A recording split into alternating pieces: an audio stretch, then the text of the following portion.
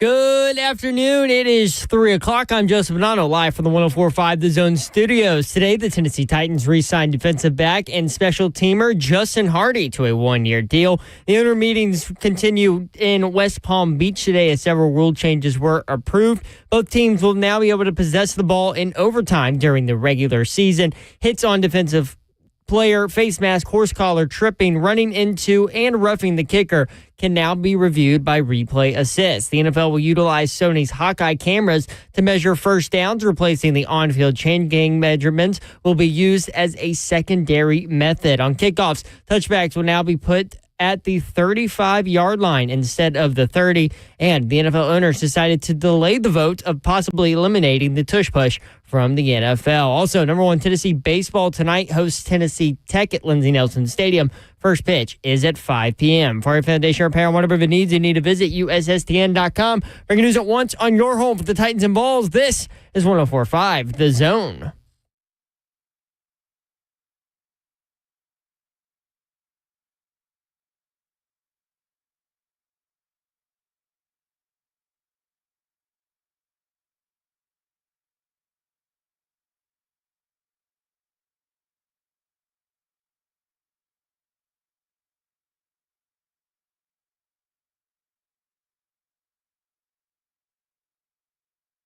Three HL 104.5 The Zone. What up, Nashville? Britt Doherty with you on a beautiful day in the Music City. What up, Pepsi? It's beautiful. Happy Tuesday, people. Is it Tuesday? Yeah. Yes. It's one of those days where if you walk, like I have like a blue kind of lightweight sweater on. But if I walk in the sun, I get like sweaty hot. But if I walk between buildings and the shade from the buildings, it's kind of chilly. So It's like It's one of those McDLT days, and people back in the day will get that reference. McDonald's used to have a sandwich, keep the hot side hot and the cold side cold, and they separated the burger, and they called it the McDLT. It's a true story. Okay. So today was one of those days. How are you? I'm good. Good. You can watch the show live, YouTube, Facebook Live, Twitter, and Twitch. Twitch, please. 3HL is powered by Ferguson Home. Discover the Mount Juliet showroom at 401 South Mount Juliet Road, Ferguson Home, where it all comes together. FergusonHome.com. Missed you guys yesterday. I did tune in for Jim Nantz. Well, why wouldn't you? What an unbelievable dude. And the props he gave Tennessee fans, and then talking about Nashville and getting all of the events, and always said we about Nashville, and just love having him here. That was a great job by y'all. Thanks. I mean, it's not like you have to. Just don't screw it up when you have Nance on, because he just nails it every time, no matter what. So, love him. Slay is headed towards San Antonio. He's going to be involved in the college 3-point shootout and dunk contest, and I cannot wait. Any event that is more perfect for Ronald Sylvester Slay than this? I mean, the biggest thing is they're going to have to keep him off the floor. Like, he's going to try to compete. Yeah. Keep both feet on the ground, at least 1 foot on the ground at all times, Slay Dog. That's the goal. Right? Isn't that what Mike Keith told him? Mike Keith told him that. There. Welcome back, Mayor. Welcome back. You miss a day, you miss a lot. Executive that producer hat is sweet. Of 3HL is Zeph. What's up? Yeah. Hi, Zeph. Zeph's getting married this weekend, so he's a big ball of stress. Happy Marriage Day coming up, Zeph Dog. Appreciate that. Yes, I am.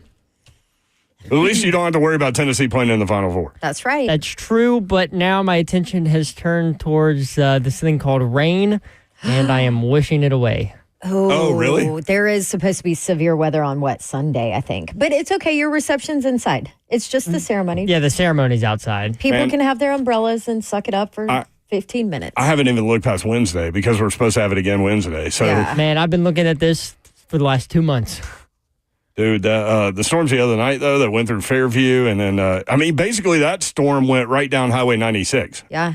Like right over West Haven. Right over downtown Franklin. But over to, Triune over there, Nolansville Pike. And then popped back down in Columbia, a lot of damage in Columbia. So it's that time of year. If you're new to the city, man, head on a swivel and take these tornado warnings seriously, because they are real in this area. Yeah, and even when meteorologists think like, okay, there's not a lot going on with this storm, man. They can drop out of the sky real fast. So we were in our safe spot watching the Nashville severe WX guys, and one of them Minkoff and those guys? Yeah, Minkoff and them, and one of them lives near us. And when he left to go to his safe space, I was like, all right, come on, kids. If he just got off the air to go to his safe space with his family, we're all going to ours. Definitely true. Let's start with this. Speaking of Nance, Terry McCormick put this out there. Some background of what I've heard on Titans play-by-play job. Taylor Zarzar is the favorite in part due to certain golf announcer who lives in Nashville, recommending him to team execs.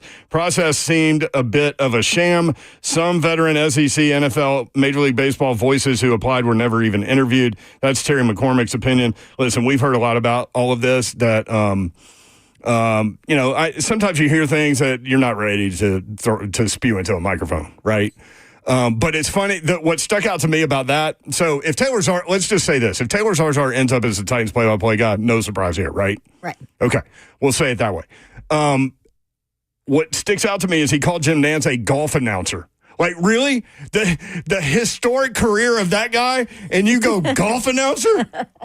I get the Masters and all that, but isn't he so much more than that? Maybe that was Terry McCormick's way of like trying to not give it away that it was, I don't know, the legendary Jim Nance. No. And I just thought it was a weird tweet. It was a weird tweet. Terry, I love you, bro, but man, golf announcer? He was trying to be coy. Like, you see what he was trying to do, but it was just dumb. But anyway. So we start with that. So yeah. Well, listen. and I'll say this, and somebody was like, "Oh, he's not qualified." I worked over a decade ago with Zarzar on SEC football. Like, he's done play-by-play in the SEC for football for the last, I would say, probably 11 years, I think. And then I've done some postseason, like, bowl games with him as well. Top-notch human being. I will absolutely say that. Great teammate, all the things. I'm not going to I don't know who's qualified for that job or not. Or what their entire process is, and I don't care, honestly. But I will say Zarzar is one of the top human beings that I've worked with in this business. So, I've heard that and he about has him. Been around. It's not like, it's not like he's not. I don't know about his NFL experience, but from a qualification standpoint, he's been calling SEC football games for the last decade. He has. He's gotten like big time reps since a very young age. So like this guy's had a very, very good career. How it all plays out, I have no idea. Are they flying him in to do the games and then flying him out? I don't know. And then having somebody else on the ground, like boots on the ground, sort of. He lives in Charlotte, and he does so many other, like he does SEC games, right? So yeah, and he does PGA. Hence the golf announcer comment. Also, but he does. I think he is the lead play-by-play guy for the PGA on radio. I mean, listen, if Jim Nance recommends something to you, you listen. Like dinner in New Orleans. You guys hit on that. I love that he knew the name of the maitre d' there. But on a serious first and note, last name. Does that not just tell you everything you need to know about Jim Nance? Because he knows the first and last. Like, I didn't remember his name. I knew it was and Jim I talked to him, but I didn't remember his last name. No. Yeah. But it was funny because, like, you were talking about Jim. That just shows you what kind of guy Nance is. Yeah, that's definitely true. Randy on YouTube, good afternoon, 3HL. What up, hi, Randy? Kent says, I really do like that hat. You mentioned that in passing.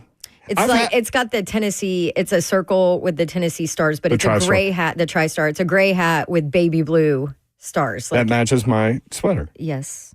I'm assuming that was on purpose. Aren't you cute in your matchy outfit? And my blue Nikes. You know, I've always said you are like the girl on this show. Yeah. I wear that as a badge of honor. 615-737-1045. Your shoes, too. Oh, my gosh. I have blue Nikes on. Listen, Zeph has multicolored Nikes that he wears. He's got the red ones on today. Yeah, well, he absolutely does not match his outfit with them. I've noticed that. These go with everything. They're white, red, and blue. Yeah, no, they don't go with everything. Yes, they do. Red does not go with everything. I don't know what you're talking about. These go with everything. The red does not go with your brown sweater you have on. Yes, it does. Very, very well, actually. Here's a question. What color belt do you have on? I don't have a belt on. I'm Okay, wearing there you go. sweatpants. Oh, nice. Okay. There you go. There you go. And that's all you need to know about Zeph right there. Yes. Randy also said, I said yesterday, Jim Nance should be a regular guest on the show. Here's how Jim Nance works, man. He's so busy that 2 of the 3 times. So the first time he came on the show, he just called a listener line 3. That's line the Jim, 3 is forever the Jim Nance line. Jim Nance line. Then we booked him. And he that came was when he came in studio for an hour, bearing gifts, which was incredible. Brought us wine. He's got a wine that's out that's phenomenal. It was white wine. Anyway, it was good. There's my wine expertise for you. I can't go into the notes of what you're tasting. I drank it, and I couldn't tell you. I couldn't go into the notes of it either. So yes, I just Nance know it was good, and I liked it. So then yesterday he wanted to come on the show, and he texted Slay, and Slay got me involved, and and he was texting us, and he wanted to come on the show to talk about his experience with Tennessee fans and how proud he is to live in Nashville. And you all hear of those him things. all the time talk about how great and wonderful Nashville is. Yes. Also, if you want to go hear that interview, go catch it on anywhere you can get your podcast. Also, 104.5 The Zone YouTube page. It is up there as well. Will Good Anderson, job, Seth. sorry Brent missed the GOAT yesterday. Yes, me too. When I saw that text come through, I was like, damn. You were like, "Ooh, do I want to go work? Maybe." Yeah, actually. Mm-hmm. It did. You know me. Kent, I'm in Tollgate Village, literally went right north of me. Yeah. Justin, Ron Slay will not be competing in the dunk contest this year. Rumor on the streets is the man can't jump over a deck of cards anymore. Hey, listen, don't start challenging that dude. Who's Slay? Dude, Slay needs to go spend about a month at Kellum before he can do any So of that you stuff. agree with Justin that he can't jump over a deck of cards? Yes. What if we gave Slay? He would try if he were sitting here right now and read that. He'd be like, "Oh man," and he'd get up and do it. What if we gave him what he'd do? He'd injure himself. What if we gave him like an 8.5 foot rim to do it on? No. He wouldn't even need to jump. He'd just walk up to it, put his hands in the air. Yeah, that's true. Wave him like he just don't care. P96. I took a direct hit in 2020 and over 150,000 in damage. I've told this story before. I was actually in this building. Oh, storm damage? Yeah, when I started my career, okay? And I was the producer of a show called The Sports Scene with Bob Bell and Bill King. And my role was producer. And all I didn't do the board. I didn't do, I answered calls and I got guests on the show. That's all I did. You booked the show. Yeah, and I worked 20 hours a week. That's it. And think about this. When I applied for that job, it's funny how God works. When I applied for, number one, that the job was open the second I got out of college and I could move back home if I got that job because I was in Knoxville. But so I interviewed for the job. There were literally 25 other people that interviewed for this 20-hour-a-week job. And kids listening, this means something. So I'm going to go ahead and tell you. I had some advice after I interviewed to write a handwritten thank you card or note. To Kelly Carls was the program director. This was back in 97. Write a handwritten note and drop it off at the radio station. And I did that. And he said that's one of the reasons why I got the job. So going the extra mile really does matter. Anyway, I say that to say this. I was working in this building. This building is in between Division and Demonbreun. So if you walk out of Tin Roof across the hotel parking lot, you'll come right into our building. So I was in the parking lot between us and the recording studio, where if you're looking at our building to the left, and I was with another person that worked here named Stacy, and we were like, the sky looks weird. And so we were outside, and it was like it was like green. The sky was green. And the sky the clouds started to rotate. And we were just like, we should have gone in the building and not been in the parking lot, right? But it was almost like you were just stuck. Like, I can't move. What am I looking at? And then I'm looking down toward NES, which is on right on the interstate, right? I look down toward NES and the transformers start popping, exploding. And boom, tornado dropped right there. And went straight through downtown Nashville, went through East Nashville. I forget what year this was. But we go back inside, obviously, when the tornado dropped out of the sky. And we go inside and Phil Valentine, R.I.P., he was like, get your effing down. And all the employees were sitting along the interior hallway, and he was right. Valentine was right. Rest in peace. But anyway. Scary. Yeah, that one ripped apart East Nashville. And really, like Murfreesboro, Columbia, I mean, the thing about Nashville, had numerous tornadoes touch down at numerous times. Right. And some areas are somewhat protected because of the hills. But then the tornadoes just start bouncing, basically. And the other part about Nashville and Middle Tennessee, and everyone knows this if you've lived here for however long and been through this, but they come at night, you can't see them. With all the trees and the hills. It's so dangerous. You can't see them. And people are sleeping. That's the other thing. Yeah. So that Murfreesboro one, what year was that? I was doing the morning news, so. Ooh, that was a bad one, too. That was a bad one, and that came at night. Yep. But props to all the meteorologists out there, all of the TV stations. I was flipping around, and the Nashville Severe Weather guys are amazing. Thanks for keeping us safe. Yeah. So there's that. I didn't know why we went that way, but we did. All right. Is this the greatest Final Four ever? Talk about it next. 3HL 104.5 The Zone.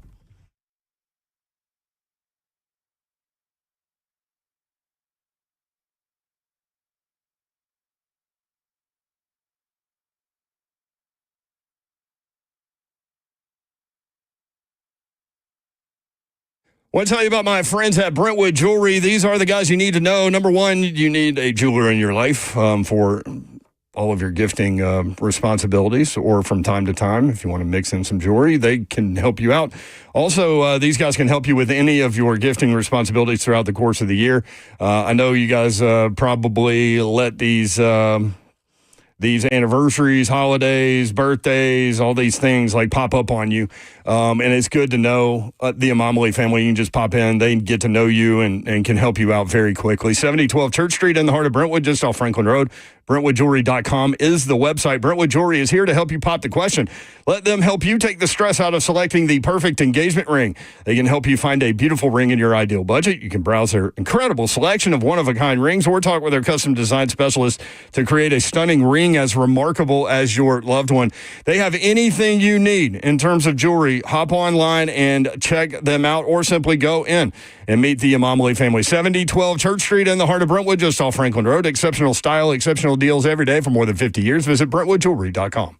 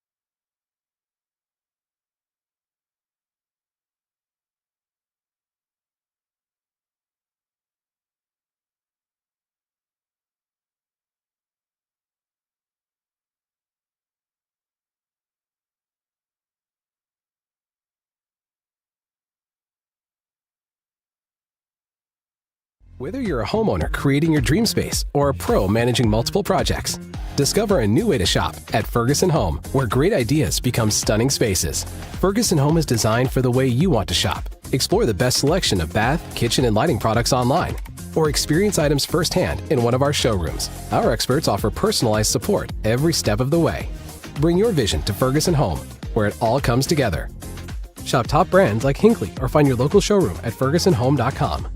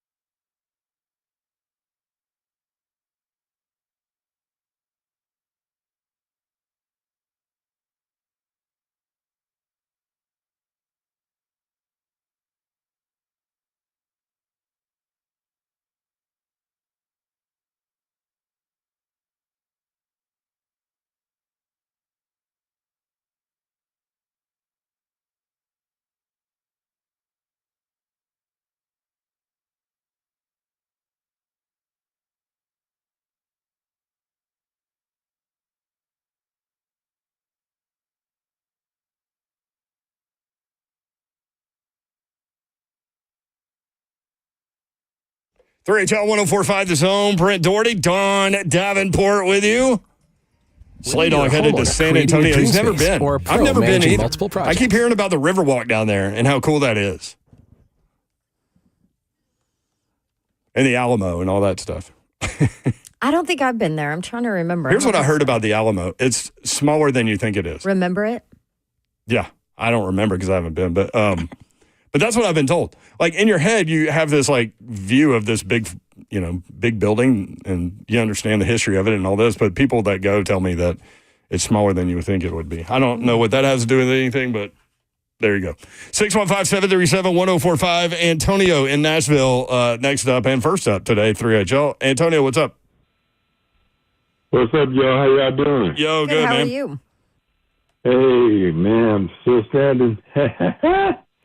That's a win. That's always good. That's how I start the show.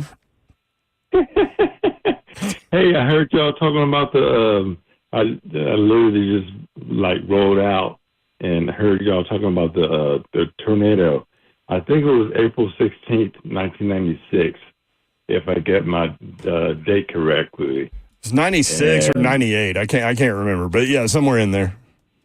Yeah, I think it was 96. Okay. I was working downtown in the TPAC building. Okay. On the 14th floor. And we like heard about it. We heard that it was coming. And we was like, nah, ain't nothing happening.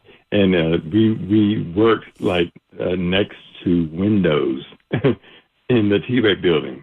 So it's like alongside Charlotte. So yeah, you're like a half a mile from where I saw it hit the ground over by NES. Yeah. So we was like looking out the window, not out the window because you can't open the windows on the 14th floor. But we was looking alongside the window, alongside Charlotte, and we was looking down Charlotte, and we could see like pop. pop. The Transformers Wait a popping. minute. Yep. What's going on? The tornado's coming towards us down Charlotte. Oh, snap. We got to go. And we're on the 14th floor in the Teabag building. So that's like 18 floors to go down the stairs. Yikes. So we flew down the stairs, and it was horrific. It was what is that? The yellow stuff that comes out? The yellow stuff. Pollen? You got me on that one, Antonio. But y'all made it downstairs and you were safe, obviously? Yeah, we made it downstairs. My grandmother worked at the DoubleTree, and my mother worked across the street at the JP,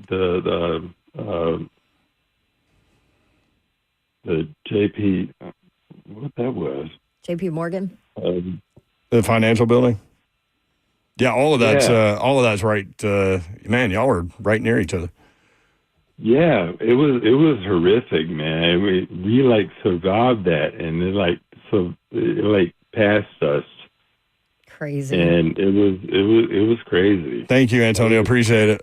Yeah, those things are serious, man. And living in Middle Tennessee. Coming up Wednesday is another severe weather day. I think I saw Sunday is too, right?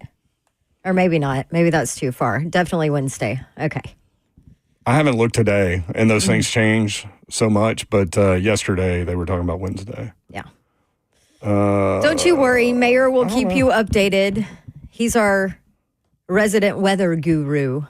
Yeah, I don't We're see the it only on. one out of all of us that pays attention. So. I don't see it on the Weather Channel app. Saturday, 58% chance of storms, and Sunday, 68% chance of storms. Oh, there you go. Team Zeph wedding dog You got weekend. this, Zeph. You got it. Weather changes. You can watch the show live, YouTube, Facebook Live, Twitter, and Twitch. Twitch, please. The weatherman says it was 1998. There you go. There you go. Hey, by the way, it's good luck if it rains on your wedding day. I've heard, but Just like it's good luck if a bird poops on you. All of that is BS. It's just to make you... Yep. Thank you, Brian Callahan. I agree. Thank you, Callie. It's just to make you feel better. Has a bird ever pooped on you? Yes. Where? How? What? When? Why? What? Oh, my gosh. Where were we? We were in D.C. I was in D.C. That's all I know. There's birds everywhere. So I was standing up against the bubble at the Titans complex one day and waiting. Oh, it happened there? Waiting on interviews. I was waiting on practice to end. I was going to do one-on-ones with a couple of different players, and I was leaned up against the bubble, and bird poop on my head, and I wasn't wearing a hat. Oh, it was your head. Yeah, I wasn't wearing a hat that day, and I was like, "What the hell just happened?" A bird pooped on the bubble, and it ran all the way down the bubble and hit me in the head. Yikes. So no interviews that day. I just left. You just said, I'm out.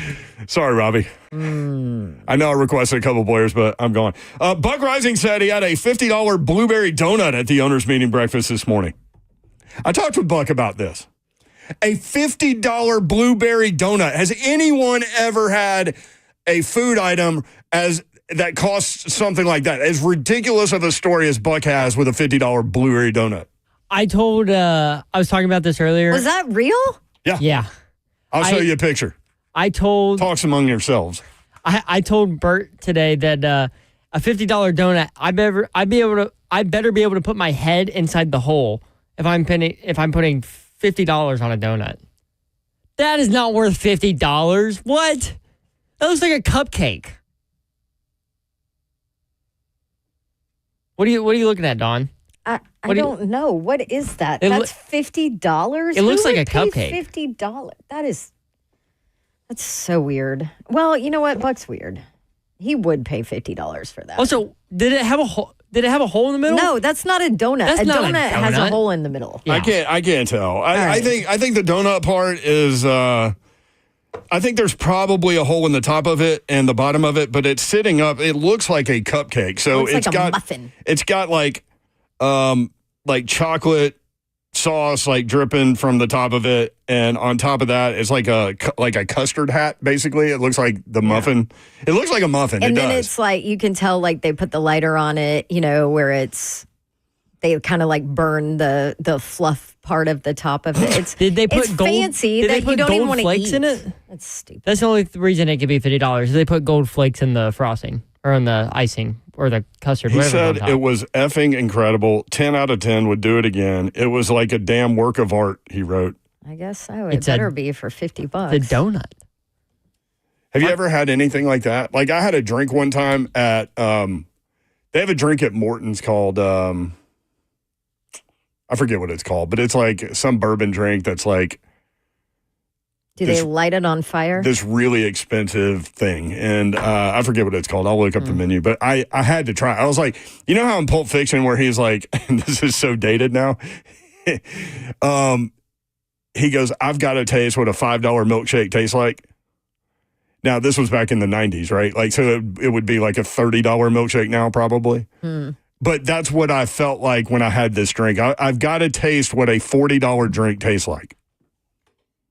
And so, I mean, it was good. Literally, I was like, man, I hope I hate it. But it literally was the best drink I've ever had in my life. So I've done that before. You've never, like, been bougie on some weird food item and paid just an outrageous amount of money for something like that? No. What a waste of money. I mean, this falls in line with Buck, though, right? Like, we all believe it. And he sat there and ate it with a fork and knife, the opposite of how you're supposed to eat a donut. With his espresso? Listen, man, if you got a $50 donut, you're going to enjoy it. So you're going to eat it with a fork and a knife, and you're going to take small bites, and you're going to drag this thing out. That's like 3 meals. It's a 3-meal donut. At Cracker Barrel. Yeah. By the way, actually, probably 4. Do you still work there? No. I haven't been there in like a month and a half. Did you quit? Yes and no. Like I told them to take me off the schedule for a little bit, and then they were like, "Are you gonna come back?" And I was like, probably not. Oh, Zeph. The Cracker Barrel run is over. How long? 15 years? Yeah, no, 7. Slay doesn't even believe that you ever worked there, so there's that. Well, almost 7.5. Wow. Did you do an ESPN bracket? Yes. I am currently ranked. Remember when I was like 8 million? Uh-huh. I'm at 5.5 million now. Yeah. I'm 78th percentile. 78.1%. I'm very proud of myself because I never do well. I've got 3 of the 4.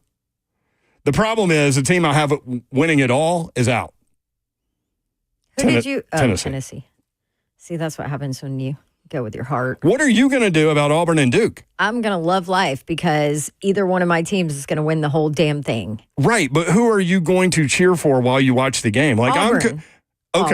Auburn. Yes, because here's the thing, and this is what I try to explain to people. So before I even knew Auburn, Duke was in my blood. Grew up, like there's a picture of me. So nothing took when you were in Texas. No. It all happened when you moved to Peachtree City. I did like the Cowboys for a little bit, but that's because it was the Troy Aikman, Emmitt Smith. You know, it was that run. 3 Super Bowls in 4 years. I liked the Rangers a little bit because Nolan Ryan was the pitcher, you know, whatever. But like Duke was our basketball team.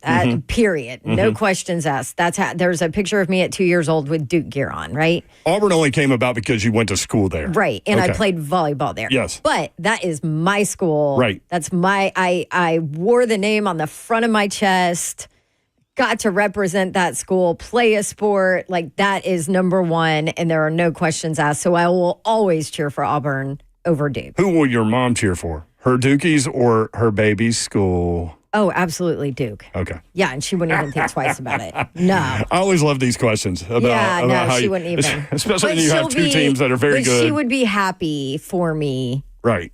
And my brother. During the game, the way you will consume this game is War Damn Eagle, you're wearing your Auburn gear, but if they lose, then you'll be like, okay, good job, Duke. Yeah, that's great. So it's kind of a win-win. Who's your husband for? Who's Travis for? Not Duke. Blue Bloods hate other Blue Bloods. Yes. He's an Indiana He's for fan. Auburn because he wants to see me happy. Listen, he You're got football. anyway. He got football season last year with IU, so right. he's better off than he has been in the past. 615-737-1045. So the Final Four, I know you guys talked a lot about this yesterday, but Auburn, Florida. I wish they were on the other side of the bracket, but Duke and Houston. This is going to be a historic matchup. on both sides of it. Janai Broome, an incredible story coming from Morehead State and what he's been able to do at Auburn, just a completely dominant player. And his health. Yeah, had the Big injury, question. came Willis Reed style. Tracy Wolfson handled that so well after the game.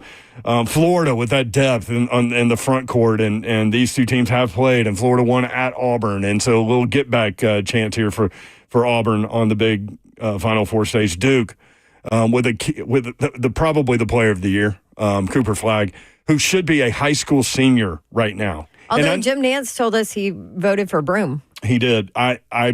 Hey, listen, Broome would deserve it if he won it. I just think Cooper Flagg's going to win it. I agree. Duke is more of a national brand, and you know how powerful that is with people that vote for things like that. Dude was 17 for a majority of the season. That's what I'm saying. He would be a high school senior right now. Think about that. Yeah. Getting ready for prom, this guy. And he's out here just dominating the college basketball world. And then the Houston team that has stuck together. You heard, if you listened to Nance yesterday, he talked about that, that they really only had the one transfer, the point guard. Everyone else has kind of stayed with that program. So it's going to be a lot of fun. Duke and Houston, Auburn and Florida. Slay Dog is there, so we'll get his perspective on that. He's going to try to call in today when he reaches San Antonio. So we look forward to that. 615-737-1045. Chuck in Clarksville. Chuck, what's up, man? Yo, Chuck. Hey, guys. Yo, what's up? I just had a question for you, and it's not, believe me, it's not a derogatory question in this, but can we equate right now the UT basketball team as the Buffalo Bills of college basketball for getting so close, but they can't get over the wire? No, and I'll tell you why. Buffalo Bills went to the Super Bowl 4 consecutive years and didn't win.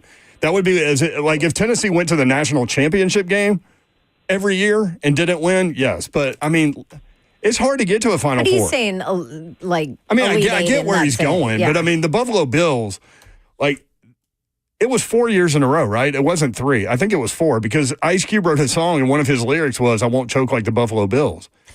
I'm the one with the fat man skills. I won't choke like the Buffalo Bills. And then they went back to the Super Bowl after he wrote that and released it and lost again.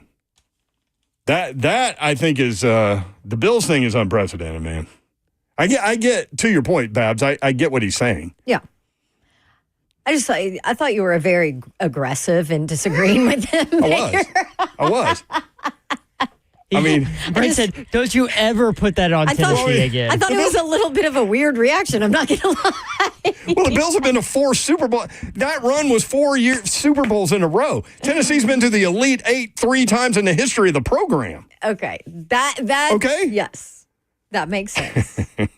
I am a bit aggressive. That's funny. I don't know. Maybe I just been by myself a little too long. Aggressiveness, though. That was good. Emmanuel in Nashville wants to talk about expensive foods. Let's do it. Buck Reising with a $50 blueberry donut today at the owners' meeting. Emmanuel, what's up? I don't know what they put in it, where it came from, what ingredients they imported from overseas countries, but the most expensive that I've ever heard of, and I'm a chef, okay? Okay. Oh. The Plymouth Farm Steakhouse and Wine Bar on West End. Ooh. And that's a lava cake, and that was $17.99. Ooh. So I'd pay $17.99 for a lava cake. It's fine too. I would too, Babs. I would too. $50 though, $50 for a donut. It better take me out for a date, pay one of my bills, and still go home with a happy ending for that much. Oh my gosh, Emmanuel. Okay, Emmanuel. So, Michael Quick in the chat pointed this out, and I guess this is not an angle that I would have considered because I don't think Buck would ever play into April Fool's Day, but it is April Fool's Day. Oh. Do you think he's trying to get everybody? Oh. Hey, maybe. But I forgot it was April Fool's Day. But does Buck seem like a guy that does April Fool's Day? He did send me a picture of it, though, in front of him. With a cup of ridiculous coffee next to it. That's weird if he sent you a picture. Was he in the picture? No. Google exists. Okay, but can I point this out? Call Buck right now. Call him right now. Call him. And let me go ahead and point this out. Well, when we get through the break. After this break, yeah. Can I point this out, though? Buck is absolutely some snotty person that would pay $50 for a muffin slash donut. It's so easy to believe this. It's so believable. which would make it the perfect April Fool's prank. It's a dumb April Fool's prank. All April Fool's pranks are dumb. How about Tiger Woods? Did y'all see this? I don't know. My husband tried to, real quick this morning, be like, oh my gosh, can you believe the Titans signed Aaron Rodgers? I was asleep. Aaron Rodgers, and I looked at him and I go, there's no way in hell. And he was like, not even for a second? It's April Fool's. I'm like, no. So it didn't work. Now you just woke me up. Now you just woke me up and pissed me off. Y'all's interaction at home are just hilarious to me. It's so weird. That's weird enough to be true, though, for Buck. Like, he's bougie enough. Like, I'm telling you. Yeah. He did it. 615-737-1045. Brian, Donna, Tristan, all want in. We'll do it when we come back. And we need to get him on the phone. We need to investigate this. Get to work, Jeff. We'll be right back.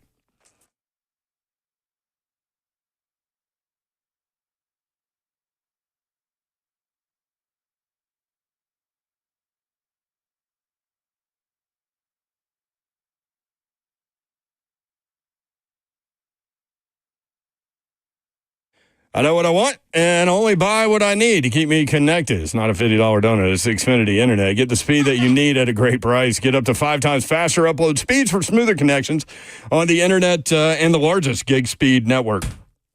Xfinity, delivering gig speeds to more homes than anyone. So get ready to do even more on your devices with gig speeds. Gig speed internet available to 99% of our footprint. Enjoy all of your favorite apps all in one place with a Flex 4K streaming box. Stay connected on the go with over 20 million secure Xfinity Wi-Fi hotspots nationwide. Xfinity's internet service brings your entire experience together by connecting other services like Xfinity XFi, Advanced Security, Xfinity Flex, and more. Go to Xfinity.com/10G, call 1-800-XFINITY, or visit a store today. Actual speeds vary and are not guaranteed based on Xfinity's fastest available download speeds. Maximum download speed of 940 megabits per second when hardwired via Ethernet. Not available in all areas. Performance may be limited by customer's device configuration.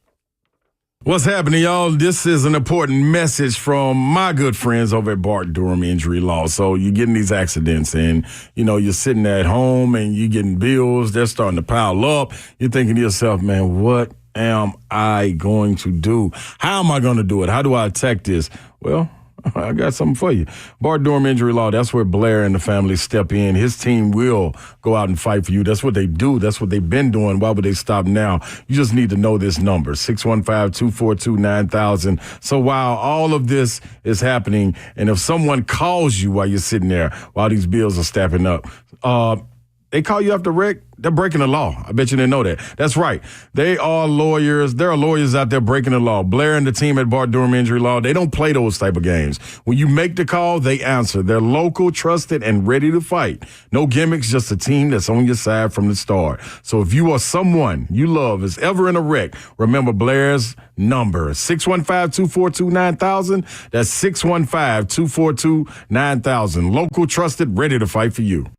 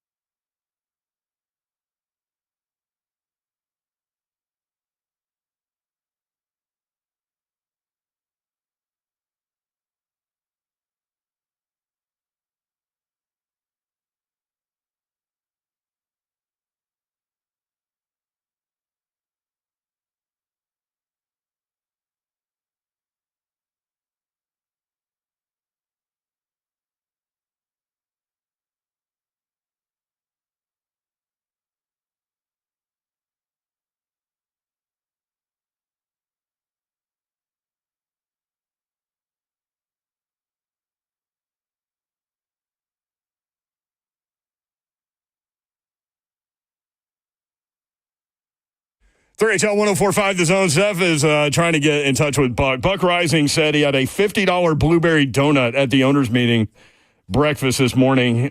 He said he had no regrets. I texted him about it. And the other part of this that's believable is that the owners' meetings are taking place in West Palm Beach, Florida. There is one of the most famous hotels in America there called the Breakers, and that's where the meetings are held. So if he ate breakfast there, I totally believe in an April Fool's Day $50 blueberry donut. Did you talk to him? Yeah. I said, you got like 2 minutes to ask or answer a question about this donut? He goes, no, I'm on a bleeping beach. He's such a diva. What do you think that looks like? What do you think that scene looks like? He's in his like shorts or whatever. He's got like an unbuttoned white shirt. He's got with his sunglasses two short shorts on. Yes, but don't you think like the unbuttoned white shirt where it's kind of rolled up, the sleeves are kind of rolled up. He's got sunglasses on and some weird looking hat. He's got to have a weird hat on. I bet he doesn't have a hat on at all. You don't think so? No. Okay.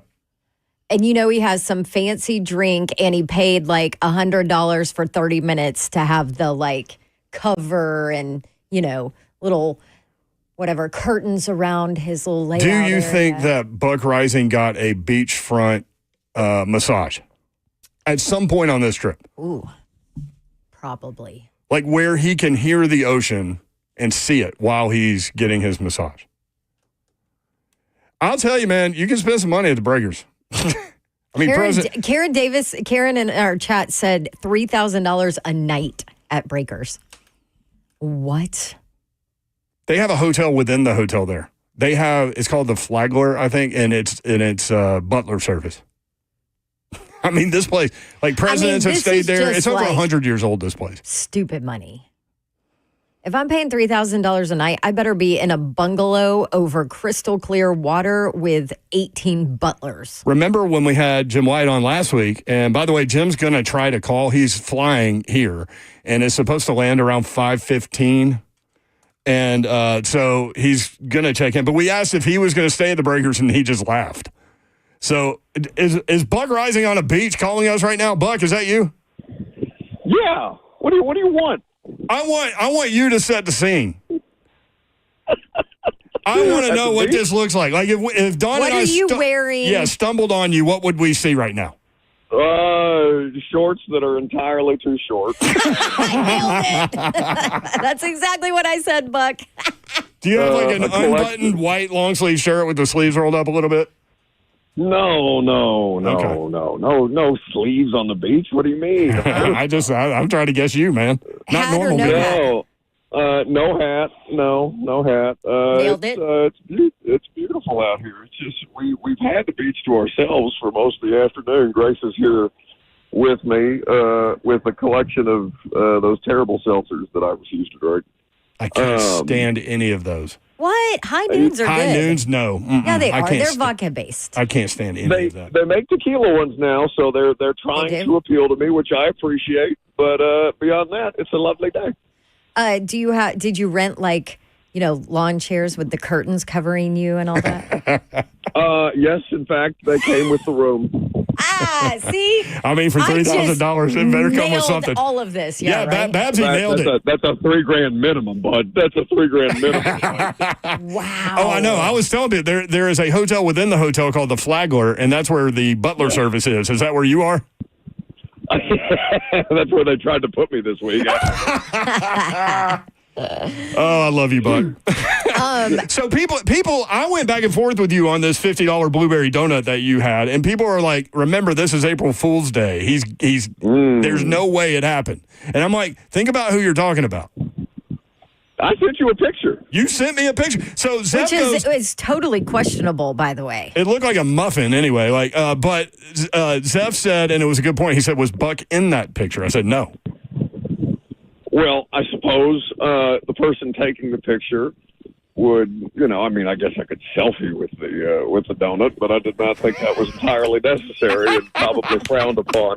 Also, they don't like photography in the hotel because there's too many actual, rich people who were in there who I suppose would like their privacy. We were scolded several times for pointing cameras in the direction of even the front of the hotel. You are supposed to face the lawn when you take pictures. Which is absolutely beautiful.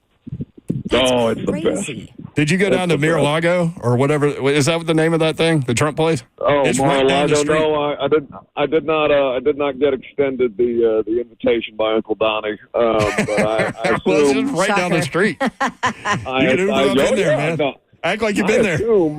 I assume that awful, gaudy, gold-plated boat that was parked outside the harbor was one of his. Gold-plated boat. All right, Buck. So this is what I said about the April Fool's stuff. I said, okay, if it is an April Fool's joke, like, it's completely believable that you would pay $50 for a freaking donut that doesn't even look like a donut. Like, that's believable. Yeah. That is That's very right. on brand. That's the cheapest thing I bought this week. Well, how was it? I mean, did it taste good? Was it $50 worth of a donut? Yeah, I'd do it again. 10 out of 10. No notes. I told you that. Listen, this is work trips that can double as a vacation, especially if they're going to be in Palm Beach and next year Scottsdale. And apparently they try to take this thing to Orlando, so I may have to think about skipping the Orlando one. But, I mean, why not? What else do you do on Disney, vacation? Buck. Okay, so What Disney, Buck? You imagine me at Disney World? No. I'm pretty sure and the they would Disney people ban do not vibe. I could get you and Grace matching shirts. I got a person. Grace, do you want matching shirts, matching Disney shirts from Dawn? She's nodding her head and smiling. Yes, Is Borgonzi and the Giants contingency sitting next to you on the beach? No, but they look like I had somebody make the joke to me about the Titans configuration this week that they look like they wear black socks with their sandals on. So I don't know how accurate that is. I haven't sent Mike or Brian or Chad that text yet, but probably 1 out of 3 is a fair bet. We are going to play some audio from your conversation with Borgonzi as we roll through the show today. But what was your biggest takeaway from that chat? Oh, that he really does not want to rush any of this, and understandably so. Like, even if it is a given, right? Like, we knew Trevor Lawrence was a given at number 1 a couple years ago. Hell, we knew Zach Wilson was a given at number 2 for all that good that it did them. And Goff and Wentz the same, Mariota and Winston, or Winston and Mariota, however you want to do it. It doesn't mean that you have to give away the game entirely, because again, Joe Shane and Borgonzi were out on the lawn this morning having coffee and chatting. You don't know what they're talking about. And God knows I'd probably get tased if I got close enough to listen. But that's entirely possible. And while Brian Callahan's position has been, well, there's no price for a franchise quarterback, that's not his call to make. And I'm sure that he does feel that way as an embattled head coach, coming off a 3-14 record with an organization that is on a 3-year streak of firing individuals. For a coach, that makes absolute sense. But if you're a general manager, there's always a price. Come call me. I'm open for business, and that's exactly how he should be. Love it, Buck. Thank you for taking the time to call us from the beach. I think you're you better put sunscreen on. You're missing out on this whole. I need to sell you on the Disney trip though, because like the thought of you in the happiest place on earth would be something. Like, I don't think Disney would ever be this. There's never been a more opposite person in a more opposite place than me in the happiest place on earth. Ask Joseph, who just had to deal with my expletive laden. Oh, we know. It was said on air. I imagine that it was not entirely said on air because that would be an FCC violation. Correct. But that's the risk that you run. Can I get another peach schnapps, Buck? Yeah, I don't know. I'll take a tequila soda with a little splash of lime. I don't know what I'm more surprised about: the $50 blueberry donut you purchased, or the fact that you texted me right back when I texted you. That was amazing. Yeah, he never texts back. I happened to be on my phone at the time. Yeah, there you go. And he's not allowed to take pictures at the hotel, so you know. Have fun at the beach. No, they put a shot collar in all of our credentials just in case we got too close. Oh, that's so good. Have fun at the beach and also the owners meetings. Thank you for calling. Bye, friends. Goodbye. See you, Buck. Buck. Dude, I nailed it. Shorts that were too short. Entirely too short, he said. Entirely too short. No hat. Oh, yeah. I can see it. And yes, they did rent a little whatever. Well, it comes with the room, but yeah. That really expensive drink at Morton's is called the Penthouse. I looked it up. And it's got a bunch of ingredients that I cannot pronounce, but it's bourbon-based. There you go. Your husband would love it. I'm sure. Love it. All right, break. All right, lines are loaded with everything from the Final Four to expensive foods that people have experienced. Also, April Fools. Tiger Woods had an April Fool's joke for everybody on Twitter. I've got that for you next. 3HL.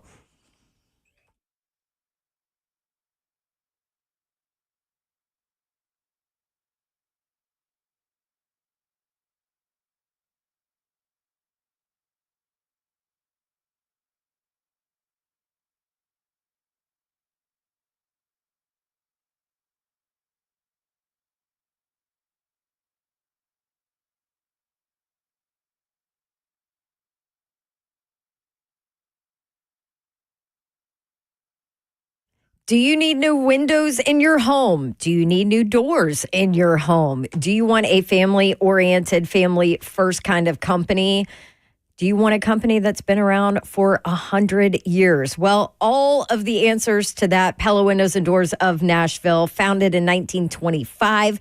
They turn 100 years old this year. Lifetime warranties on all Pella products. And then on top of that, Pella Windows and Doors of Nashville also backs their work up with warranty, a 10-year labor warranty, which is leading in the industry. They have the staff in place to support you, the customer. I would know because I've done a couple of different projects and actually have another new project. I've done all of my windows and doors kind of in segments in our home, and they are phenomenal to work with.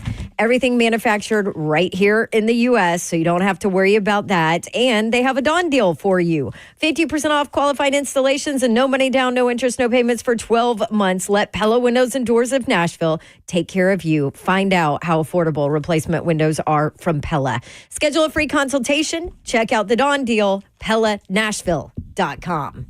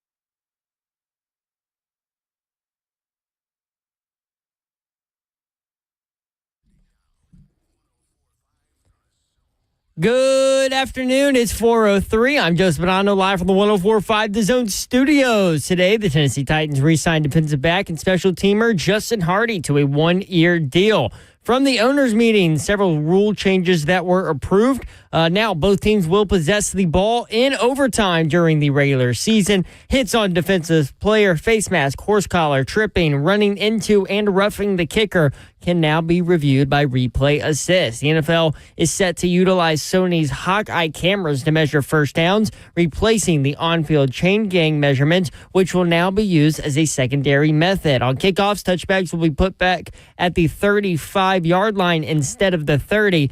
And then the one thing they got tabled that was controversial is that NFL owners decided to delay the vote, possibly to eliminate the tush-push from the NFL. Tonight, number one Tennessee baseball hosts Tennessee Tech. First pitch at 5 p.m. For foundation repair, water improvement needs, you need to visit USSTN.com. Breaking news at once on your home for the Titans and Balls. This is 104.5 The Zone.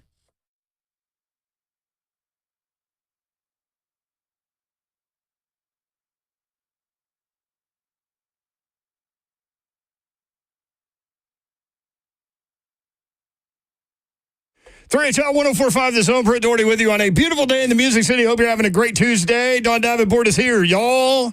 What up? That's right. Happy Tuesday, people. Enjoy this beautiful day. Executive producer of 3HL is Zeph. What's up? So, Bucks better have Grace put out something on Twitter. Is that true? I don't know. I haven't seen. Is this true? I thought you sent it. No. Oh, no. That was. Oh, Buck sent it. Oh, okay. You were not on that. I sent a tweet from Robert Walsh about a donut, but I don't know if we can talk about that on air.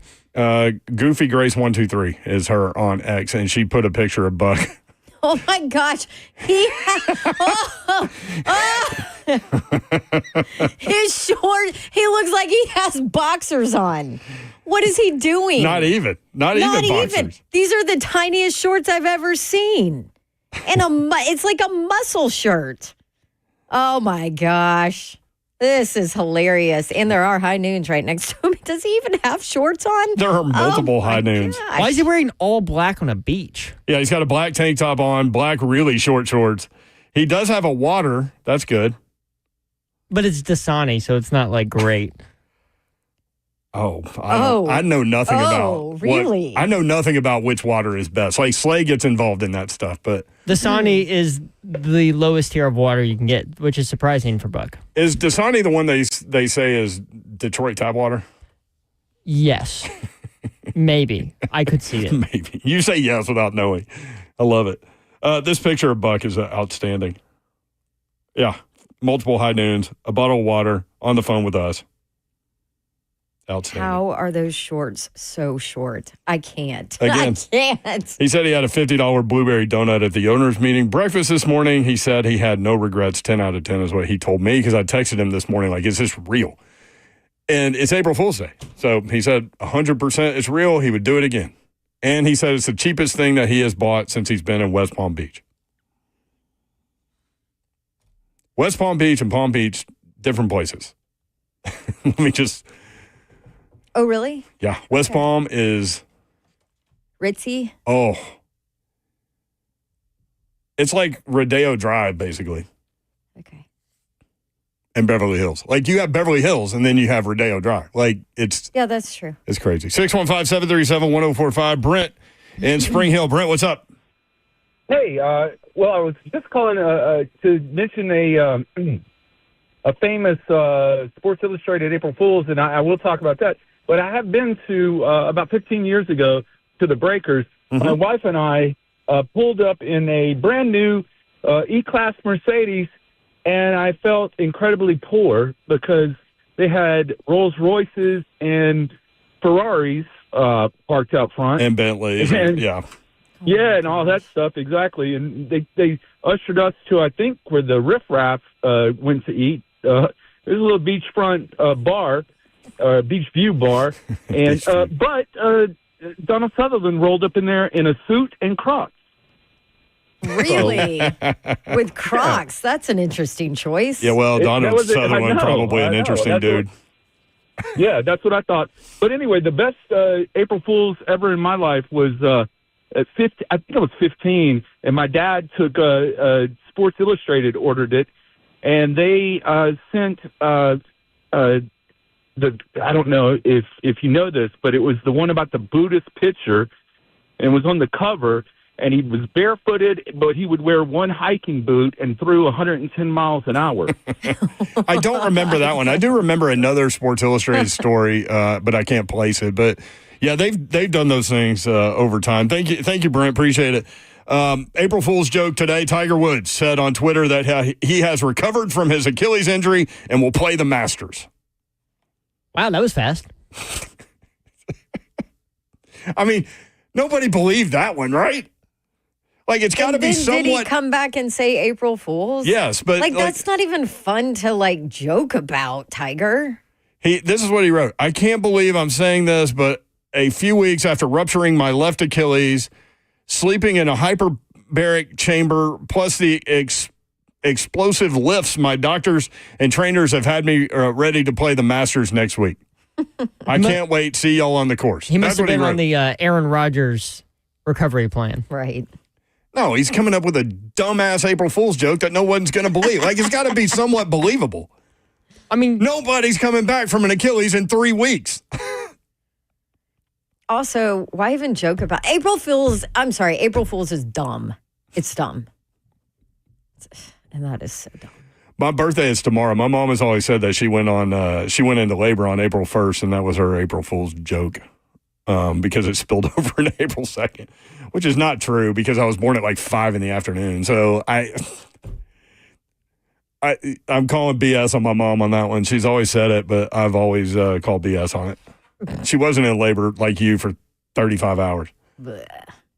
I don't even want to remember it. It's tough to be in labor. What was it, 30 hours? It was something. No, it's 36, yeah. 36. Mm-hmm. To be in labor for 36 and then just have it end in 5 seconds in an emergency C-section has to suck, but also be great at the same time. I know. I kind of was like, why didn't you just do this earlier if we're going to do this anyway? Yeah. Ads. Look at that. I mean. Pain in my belly from the get-go. Yeah, she was a ball of fire then. She is now. Love that. Has not stopped. Little baby girl. Brian in Nashville. Brian, what's up, man? Hey, guys. Yeah, so first off, Dasani water is absolutely the worst. And they put a little bit of salt in it, too, because so it makes you more and more thirsty as you drink it. I learned that when I was cutting weight for wrestling. We couldn't drink Dasani water. Oh, wow. Oh, wow. Yeah. So then the other thing I was going to say was... my wife and I did one of these nice Valentine's Day meals, and we booked it, and it was advertised as one of those 4-course or 5-course things. And I don't really ever like doing all these fancy nights out, but we decided to do that for Valentine's Day. It was I think it was one of the more disappointing meals I've ever had, not because of the food quality or anything, but it was like somebody was doing a miniature art project on every plate, and I walked out feeling like it was I was still hungry. And you had to hit Waffle House.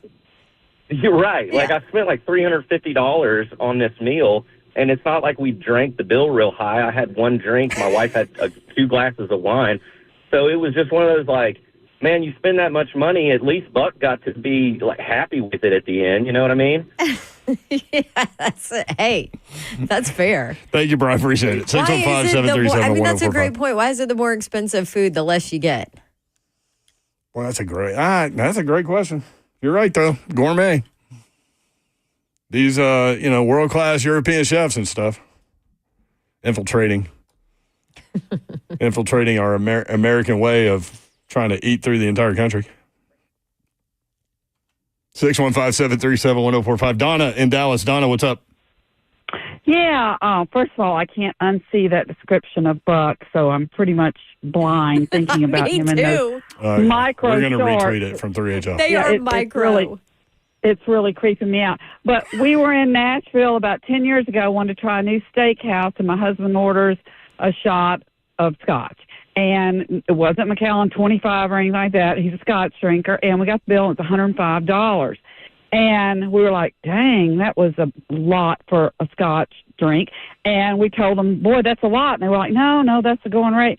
So about, 6 months, 8 months later, we're at a Ritz-Carlton in Santa Barbara, beautiful hotel, walking around. And on the menu there was that same Scotch. And my husband, Joe, he goes, I'm getting another one. So I walk up to the bar and I went, how much is this? And the guy goes, $45. So he got his Scotch, and we were like, holy mackerel. We came back to Nashville, and that steakhouse was closed. Shocker. Oh, my God. Do you remember the name of it? Oak Room Steakhouse. Okay. It just barely made it. It was in the Gulch, and it was really pretty inside.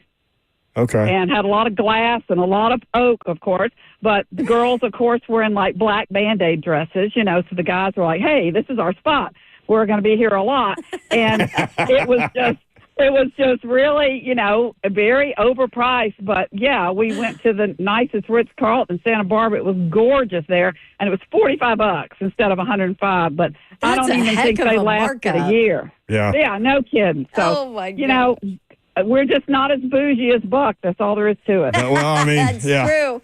That is so true. I think we all can say that. Thank you, Don. I appreciate it. Black Band-Aid dresses. I haven't heard that phrase before. That's great. 615-737-1045. Exactly what she's talking about. At 3HL 1045. Zeph had a question. Okay. We were talking about our guy called in from Clarksville, and he said, is Tennessee's basketball program like the Buffalo Bills in the 90s? Mm-hmm. And so you said I got really aggressive. But I was like, no. Because I thought your response was a little over the top. But Buffalo made it to the Super Bowl 4 years in a row and didn't win. Like Tennessee's been to three Elite Eights in the history of the program. They've been back-to-back years, but they haven't been to the national championship game, much less the Final Four. But here's Zeph's question. Would you rather get to the final game 4 years in a row and lose each game or never get there? Ooh. 615-737-1045. Also, what's coming out of the NFL owners' meetings? We got some rules that they're talking about. 3HL 1045 The Zone.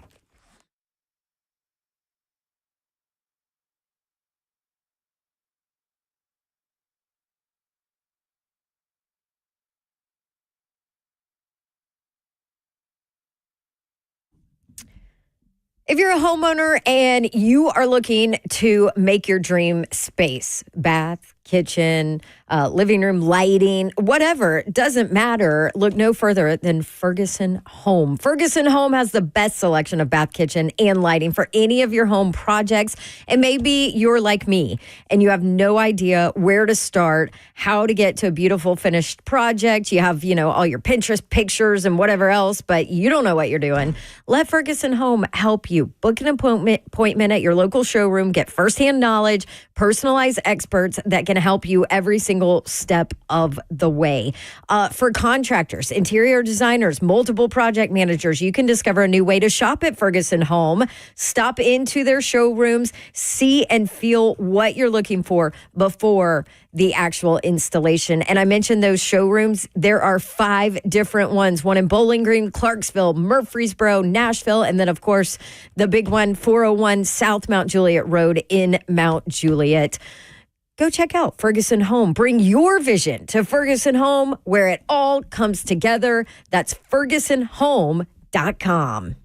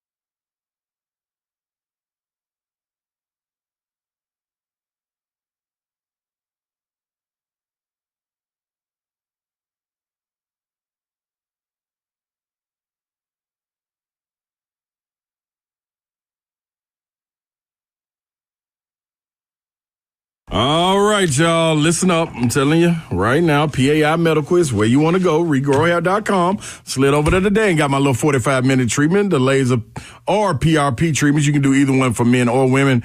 It's just sitting there. You sit under the lamp. You get on in there, get some work done. While you're sitting there, 30, 45 minutes, boom, you're out. You're gone. See them in 2 days if need be. Just it's up to you. Now, you want to look and feel better about yourself? This is the time and the place that you need to go to get it done. It can start right there, building your little confidence when you're looking in the mirror. You're like, man, that little sunroof. Nope, I don't want the sunroof. I want a hard top. Let me close it up. I can put some hair bell. I'm cool. It's mine. It's my own. Just need a little help growing it. That's all you got to do. Call them right now at 615-376-6010. That's 615-376-6010. Nowhere else in Tennessee has the Artist Robotic FUE procedure. And we grow hair's high-density hair transplants that give you 2 times more hair. So 615-376-6010. Go where I trust. WeGrowHair.com for your free consultation right now.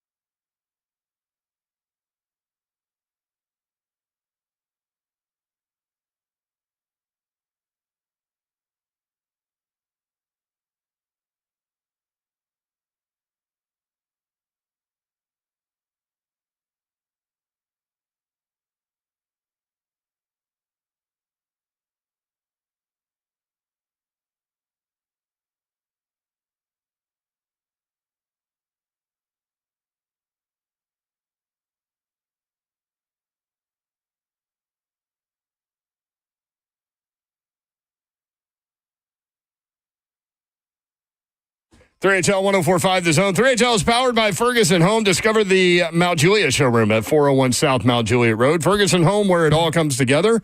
FergusonHome.com, the website. Brent Doherty, Babsy Davenport. Slay Dog is headed to San Antonio. He's hoping to check in with us when he gets there. He's never been. I've never been either. Have you? I don't think so. Have you? No, the closest I've been is when we went to Dallas last year. Okay, that does not count. I know. So, no. That's a fun game. No, I haven't been to that city, but this is the closest I've been.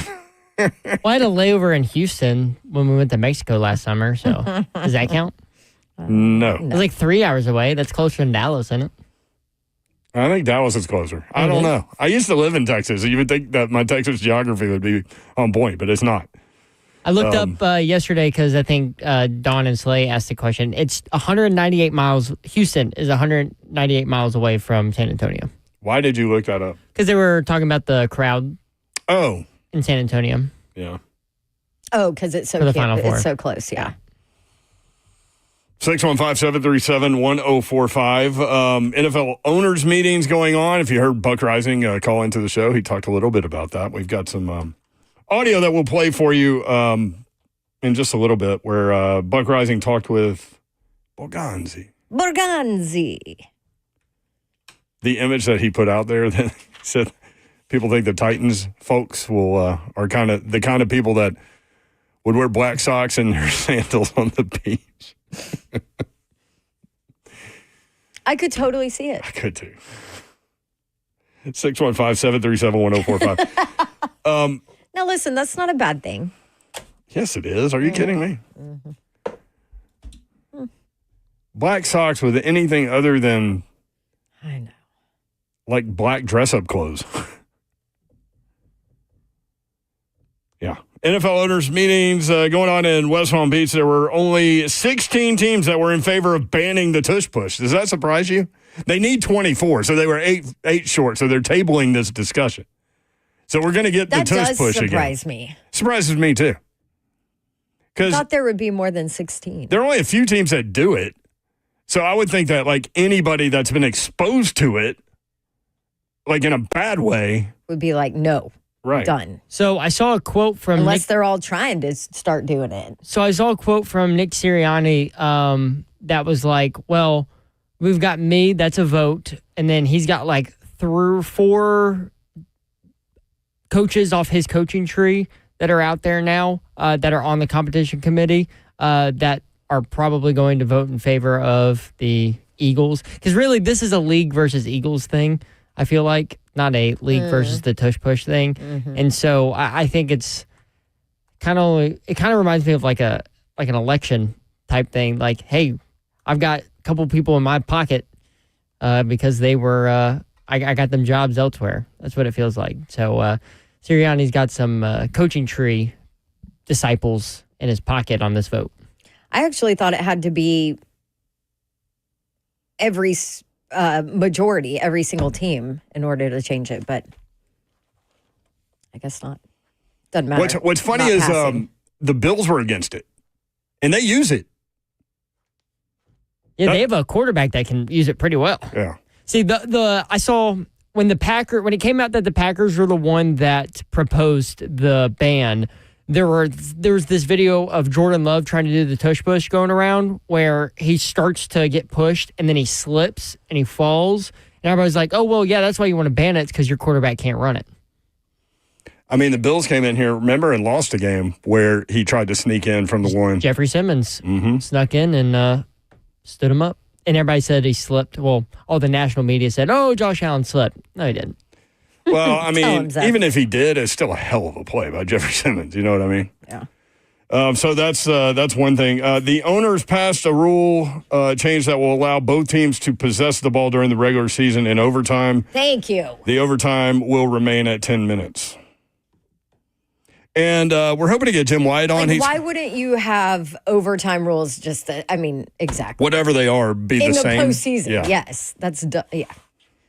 Good change. You've identified a couple of things as dumb today. April Fool's Day is dumb. It's dumb. Having different overtime rules, regular season, postseason, dumb. Dumb. Yeah. Jim Nance is a golf announcer. Dumb. Dumb. Dumb. I love you, Terry, but that was, I mean. And that was so dumb. I read that as Do we still have, and that was so dumb, drop? And that is so dumb. Ah, that's my favorite.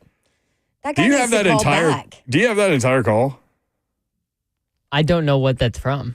Oh, Zeph wasn't here. It was it was pre-Oklahoma and Texas in the SEC. When I said pre, I mean like pre even talks about it. Or there were like some talks about it happening. But that was actual official. I think if you looked in the system, that is so dumb, that call may pop up. It's one of the greatest calls in the history of 3HL. One of the greatest rants, but it was like such a low-key, just great rant.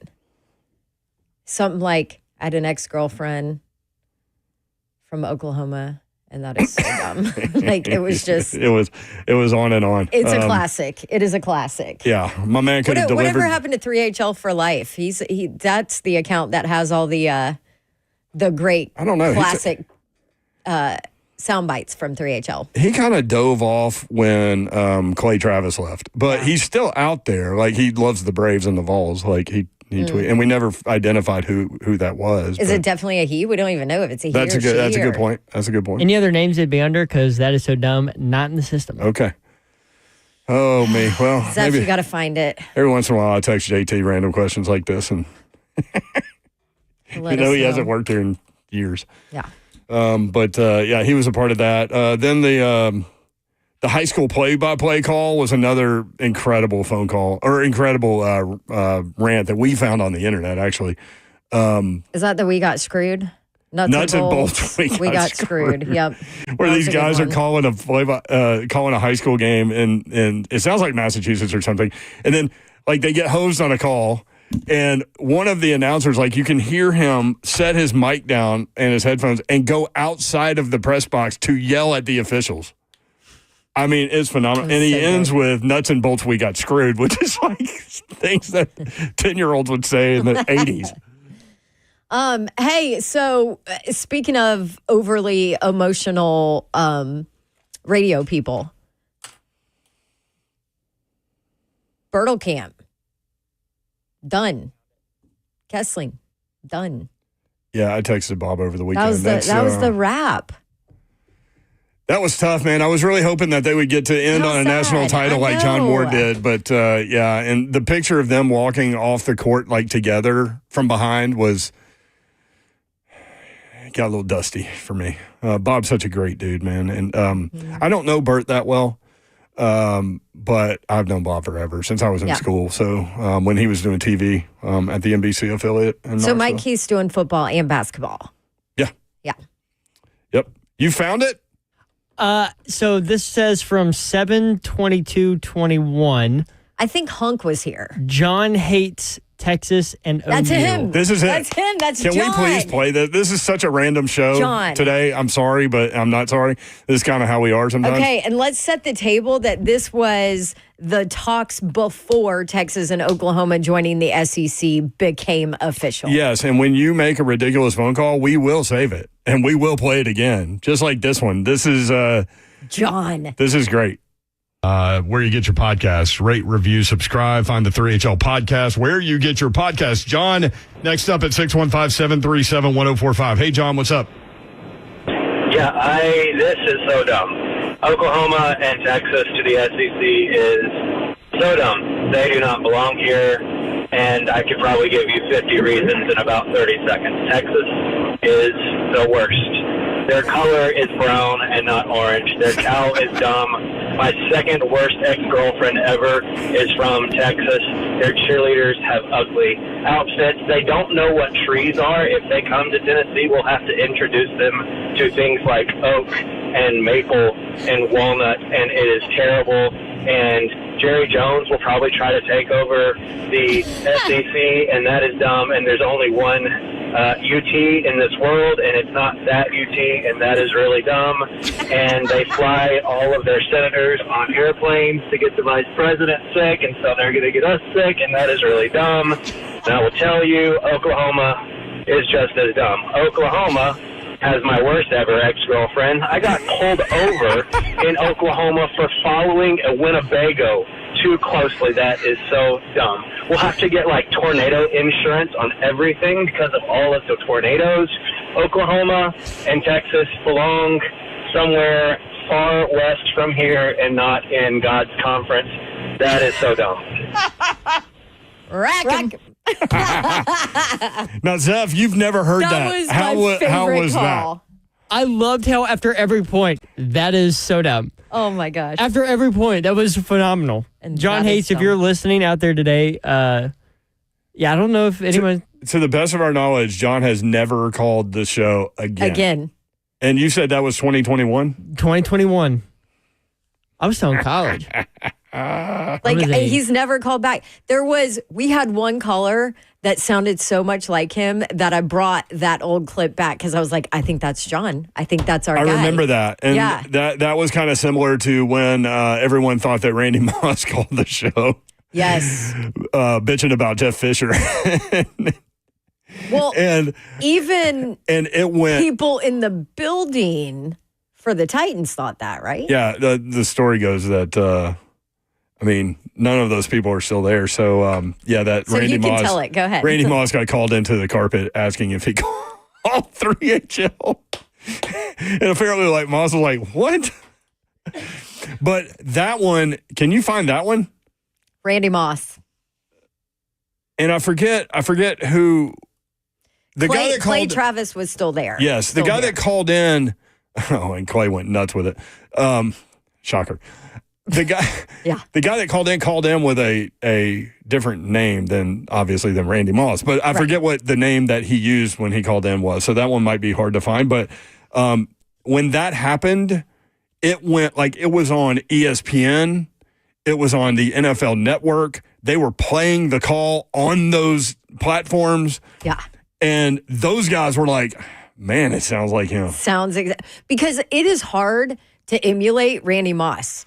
That accent, the dialect, it is very pronounced, right? You know when you hear, you don't have to look at the TV to know when Randy Moss is talking. I need to remember what the guy called in with as a name, and then we'll be able to find it. Because I remember, why are you... I called him by name and said, why are you... Woody. Woody, that's it. Candy. Okay, I got it. Candy just said Woody in the chat. Candy B's on it, man. I found it. All right. Is this a remix? You need to listen to it because JT made a remix out of it, but I just want the regular phone call.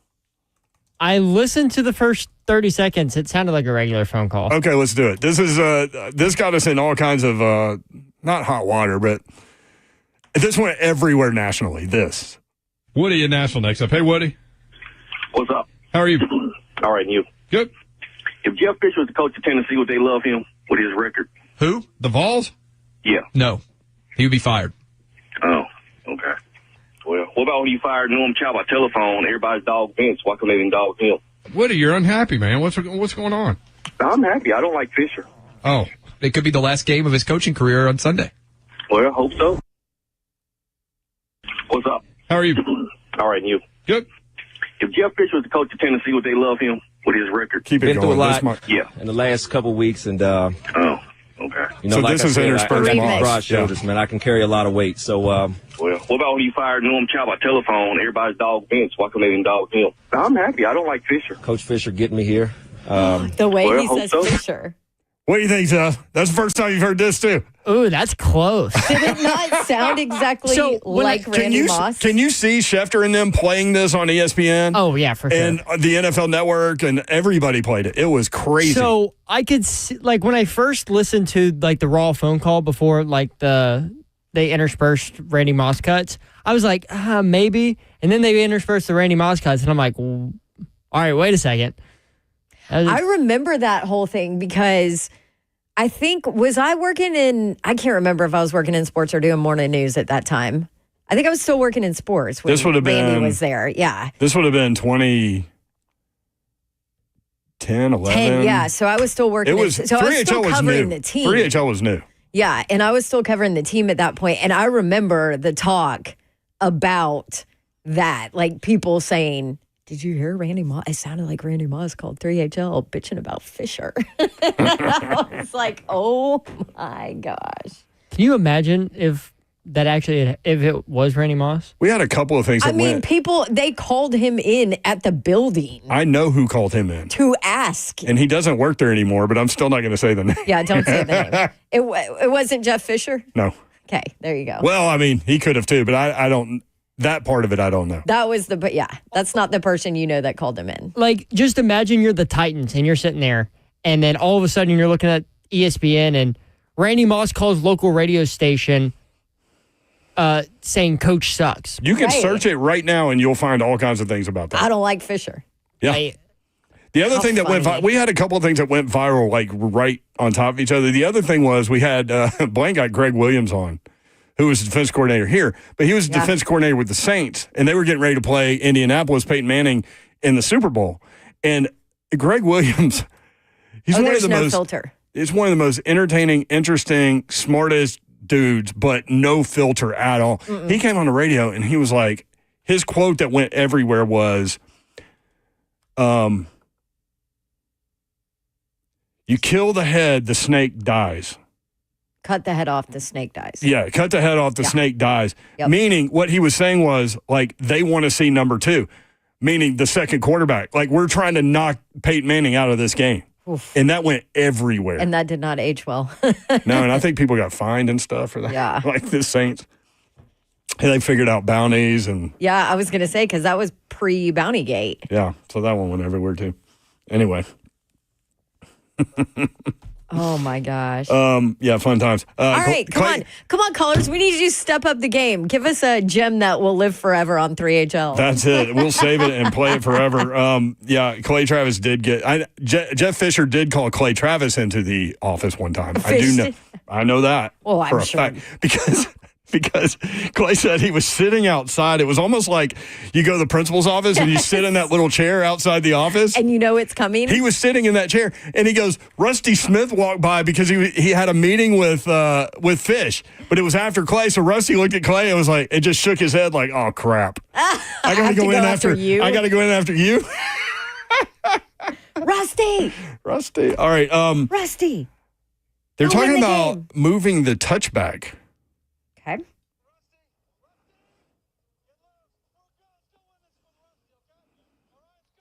Yep. What's Rusty doing now? He was coaching high school football. Wasn't he at Grace Chapel, maybe? I don't know. I'll have to look it up. Rusty, holler at us. Yeah, last year it was touchback was 30-yard line, 33% touchbacks in 2024. So if they move it to they're talking about moving it. So we'll talk about that next. And yeah, we'd love to hear from you. It's kind of a random day on 3HL. 3HL 1045 this home.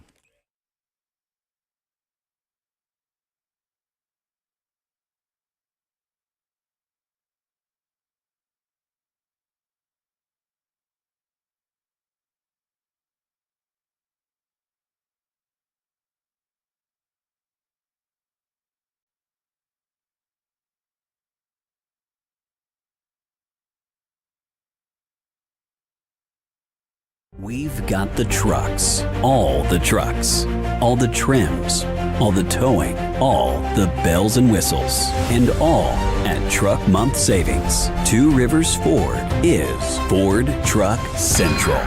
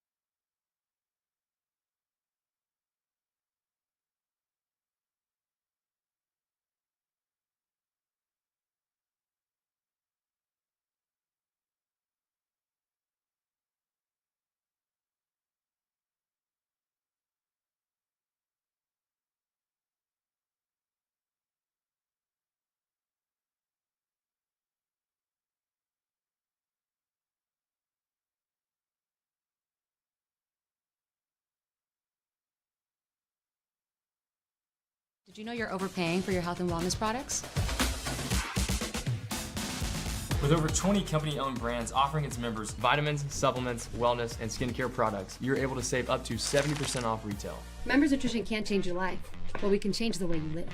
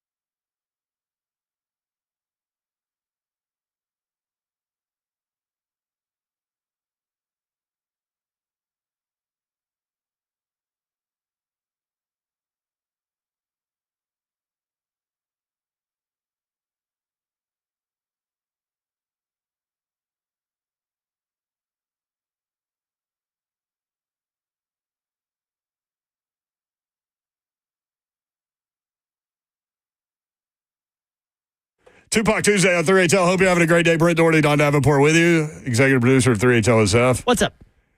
He found the greatest play call in the history of play calls. We call it nuts and bolts. Because it's one of these things that, like, there are so many levels of greatness to this. And this is, all this is two dudes in a press box calling a high school football game. Like, they're not meaning to be funny necessarily. They're just No. They're not meaning to be funny at all. No, they're mad. They're so invested in the team they're calling that they flip out. And, like, you literally can hear the analyst, like, put his mic down and go outside the press box. Like, you know, high school press box, you can just go right outside the door and start screaming at the ref. It's so funny. So before we do anything else, this is one of my... Y'all tell, maybe this is a may or may not be funny edition, but we haven't played this in so long that I'm willing to bet that like 90% of y'all haven't heard this. But this, I don't even know how we found it. The internet is great and awful at the same time, but it's great for this. But this is the men of Muskegon. But these two guys calling this high school play-by-play is phenomenal. Listen. 2nd and 10, I formation. Looks like Driscoll, the deep man in the eye. Austin throws it out. Oh, it's a backwards pass. That's a live ball. It's a live ball. Pick it up, Cody. Yes. There he goes. There he goes. Touchdown, Muskegon. Oh, wait a minute. He's saying it's an incomplete pass. There's no way that's incomplete. Absolutely not. That's a backwards pass by 5 yards. Absolutely not. There's no way that's an incomplete pass. 26.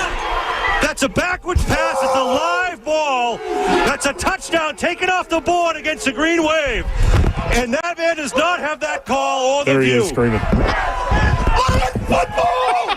Horrible! Boo! 5-yard backwards pass, live ball, touchdown off the board for the Green Wave. Nuts and bolts, we got screwed. 3rd down. 3:46 on the clock. Number one, my man went boo. Who says boo anymore? Also, from a broadcast perspective, my man reset it at the end of it. After all of that, third down, and gave the clock. Oh, my God. What did you think about that one, Seth? I couldn't help but notice his Boston accent slipping out every time he got angrier and angrier. Yeah. Which Yards. which was funny. That was good. No, that was good. His analysts sound like he just ran to the field to fight the ref. He clearly ran out of the press box so that the referee would hear him clearly. I mean, there's so many. It's so great on so many levels. Like they were so excited about the fumble and the running it back, and then flipped immediately. when they saw the officials saying incomplete pass. I mean, flipped immediately. Same emotional tone, but 180-degree difference. Same tone, way different reaction. Randy said, that's a good one. Ha, ha, ha, ha, ha. 615-737-1045. They're moving the touchback to the 35-yard line. So what was the 30 gave us 33% touchbacks. They're projecting, or 33% returns, sorry. They're projecting 60 to 70% returns by moving it to the 35. I love it. Because remember when they changed it, and at the beginning of the year, I talked to a couple of people in the business, and I brought it up on the show that there are people that are just going to kick it through the end zone until they figure out the analytics. Like, they're not going to mess with it.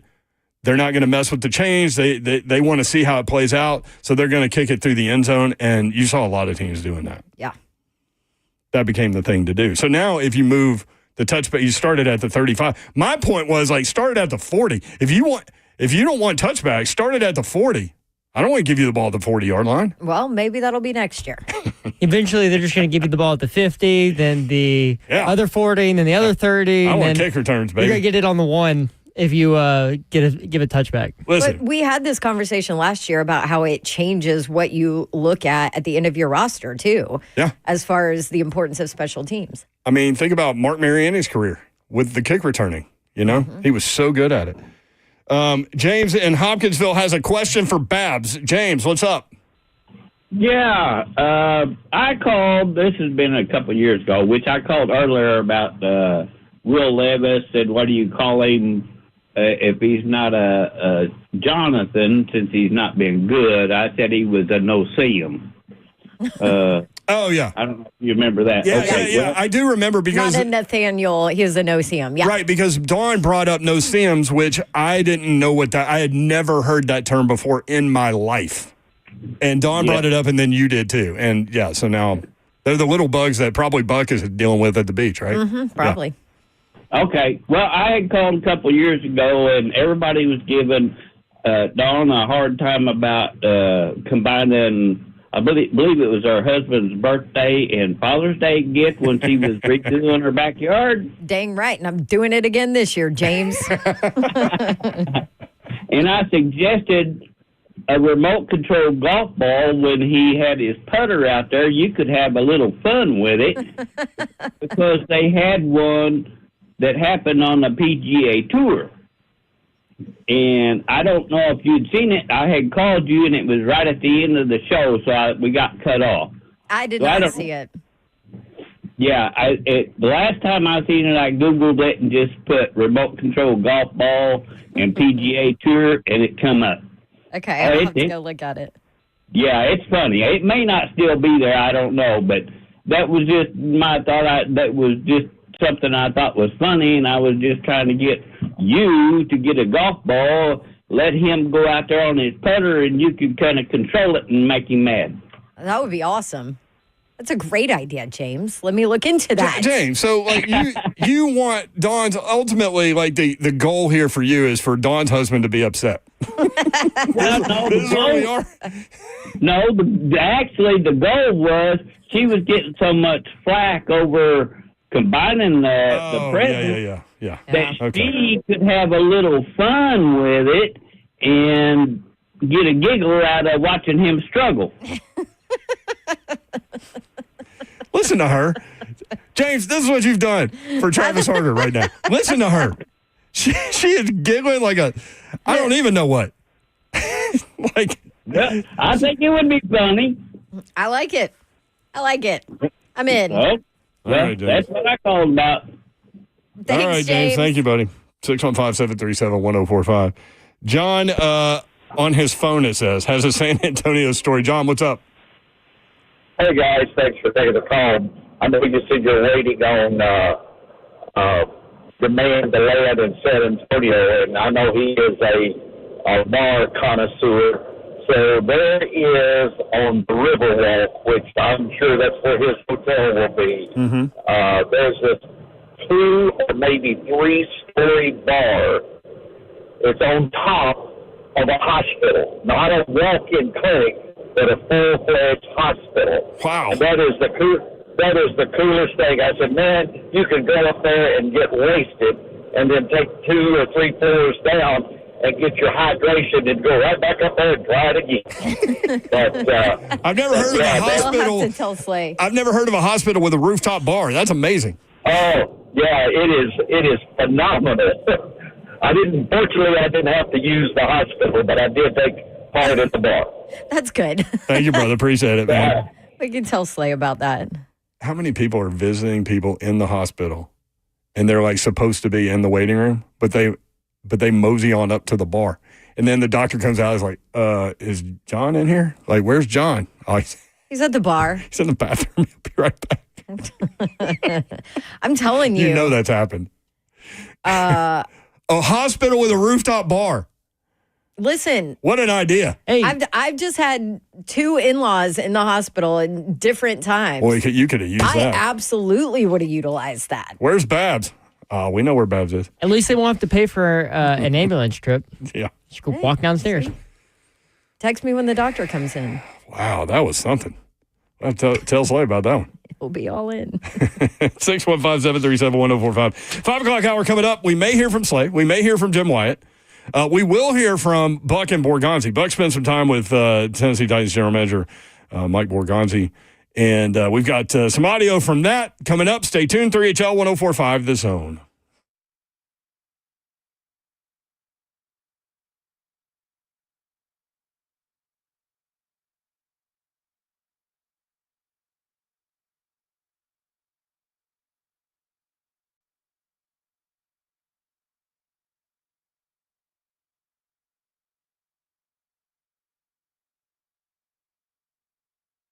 Hoops Madness season is here, and leave it to Shoney's to get you all the catering done. Anything you're looking to do to host your watch party, they got you covered. Now, did you know that from all the fresh and delicious items from Shoney's, you can get them right at home? Well, that's why I'm talking to you. I'm talking about getting that juicy All-American burger and fries, the crispy polished shrimp, that tasty turkey club sandwich. It is phenomenal. Put a little bacon on that bad boy.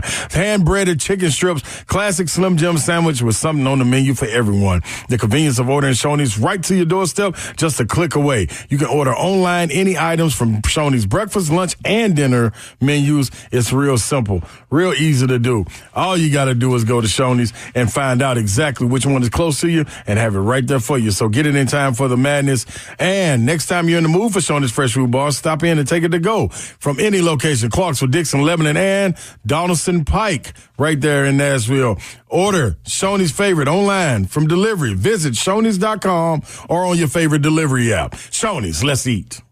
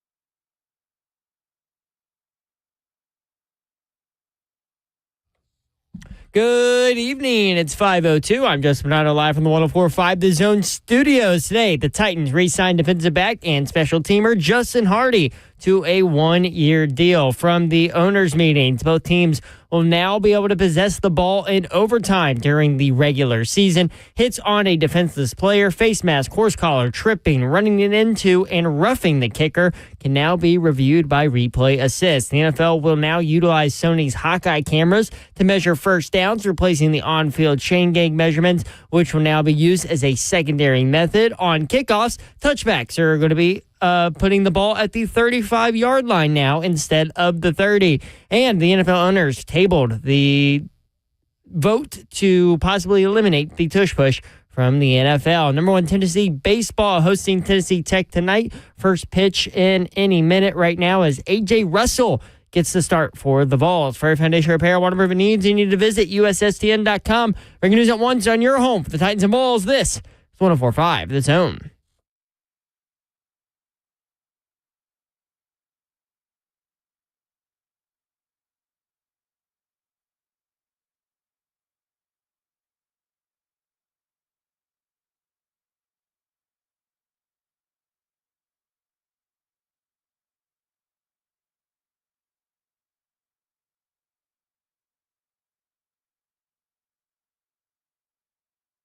Three HL 104.5 The Zone. What a day, man. Brett Doherty with you on a beautiful day in the Music City. Certainly that. I hope you're having a great Tuesday. Middle of the week's almost here, man. Time flies. When you're having fun. And as you get older. Why'd you double take on me like that? That's not depressing at well, all. my birthday's tomorrow. I'm getting older. I disagree. This week is going by entirely too slow. Oh, that's because you're getting married Saturday. He's getting married. I am stressed, and I just need this weekend. I need Monday to be here because Monday I'm going to be on a flight. Actually, Monday at this time, I will be on a beach in Aruba. You can't wish away the weekend. It's going to be the greatest weekend of your life. I'm not going to remember a single moment of it until I watch a video of Why it. not? Huh? Because it's going to go by. That day is probably going to be like a whirlwind. Like this week is like crawling like a snail. Just know this, okay? During every moment of this thing, all eyes are on her, not you. Well, I'm telling you. That's not fair. It's true. And the amount, you'll watch the relief after it's over and like y'all get in the car and leave, like the release in her. You'll see it. You'll see it at the reception. Yeah, Yeah. I hope she's not listening because I still have not finished my vows. Oh, God. That's okay. Do you need help? I've got the 3HL crew. Do you need the 3HL family to help you? We're not doing it on the air. I think our listeners should help you with your I vows. think this would be a great idea. How long? What do you need? I've got a minute and a half, which I think is where we're trying to hit. Minute and a half. Yeah. Okay. All right. So like minute and a half to 2 minutes is I think we said where we were going to hit. How do you start it? I mean, I've got the start. It's the it's part of the middle and the ending. The ending is the hard part. The most important is the last line. Yeah, that's the all hard part. anybody's going to remember. Yep, so don't screw it up. Well, thanks. No, I didn't like that. That's too much pressure, Dawn. Yeah, Dawn no pressure. always says that to people. Don't screw it up. This was going to happen. That's what she says. This is your chance. Don't screw it up. This was going to happen. So on Saturday, I'm going to be standing up there, and I'm going to pull the paper out, and I'm going to turn my head to the crowd for some reason. I'm just going to lock eyes with Dawn, and then I'm going to remember that, and then I'm going to freeze up. That's what's going to happen.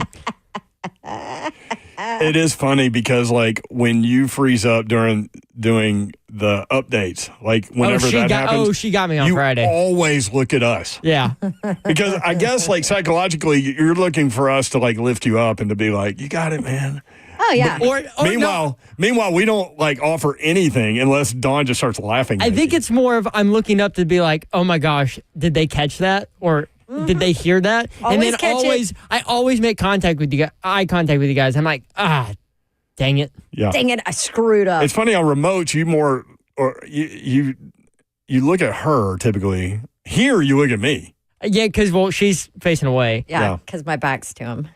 And on remotes, I always give him the The look. Give him hell for The give look. him the look. I get a look. You know, she's got that look. Hey, you Saturday. need to memorize your vowels. That's what I was I'm going to say. write them down and put them on You a piece can of write paper. them down, but I'm not. There's no way I'm going to memorize them. okay. You're not going to put it on like a lined piece of paper? Or No. something, I'm right? going to get like a postcard. Are you going to type it out on your paper? No. I'm going to write. I want it handwritten. Okay. Like on a note card? So you can give it to her. So- later? Like a nice piece. Dude, you're a professional broadcaster. That's what I keep telling myself. It's like, I should be fine with this. All right. Any of our listeners, if you have any advice for Zeph on his vowels and how not to screw up a minute and a half of what his wife is going to remember forever. A minute and a half is a long time, by the way. Bob said that. A minute and a half is a lot. Who said that? Bob? Yeah. It's like it's like one of my longer sports updates. Yeah. That's what I got to tell myself. It's a lot like just, that, yeah. It's just a long sports update. Yeah, it's very similar. But instead of talking about sports updates, I'm talking about my life update. I'm currently getting gonna married. work Will Levis into your vowels? Should I start Now, it out? are you going to be funny? Are you going to add something funny in it? No, I can't. I will.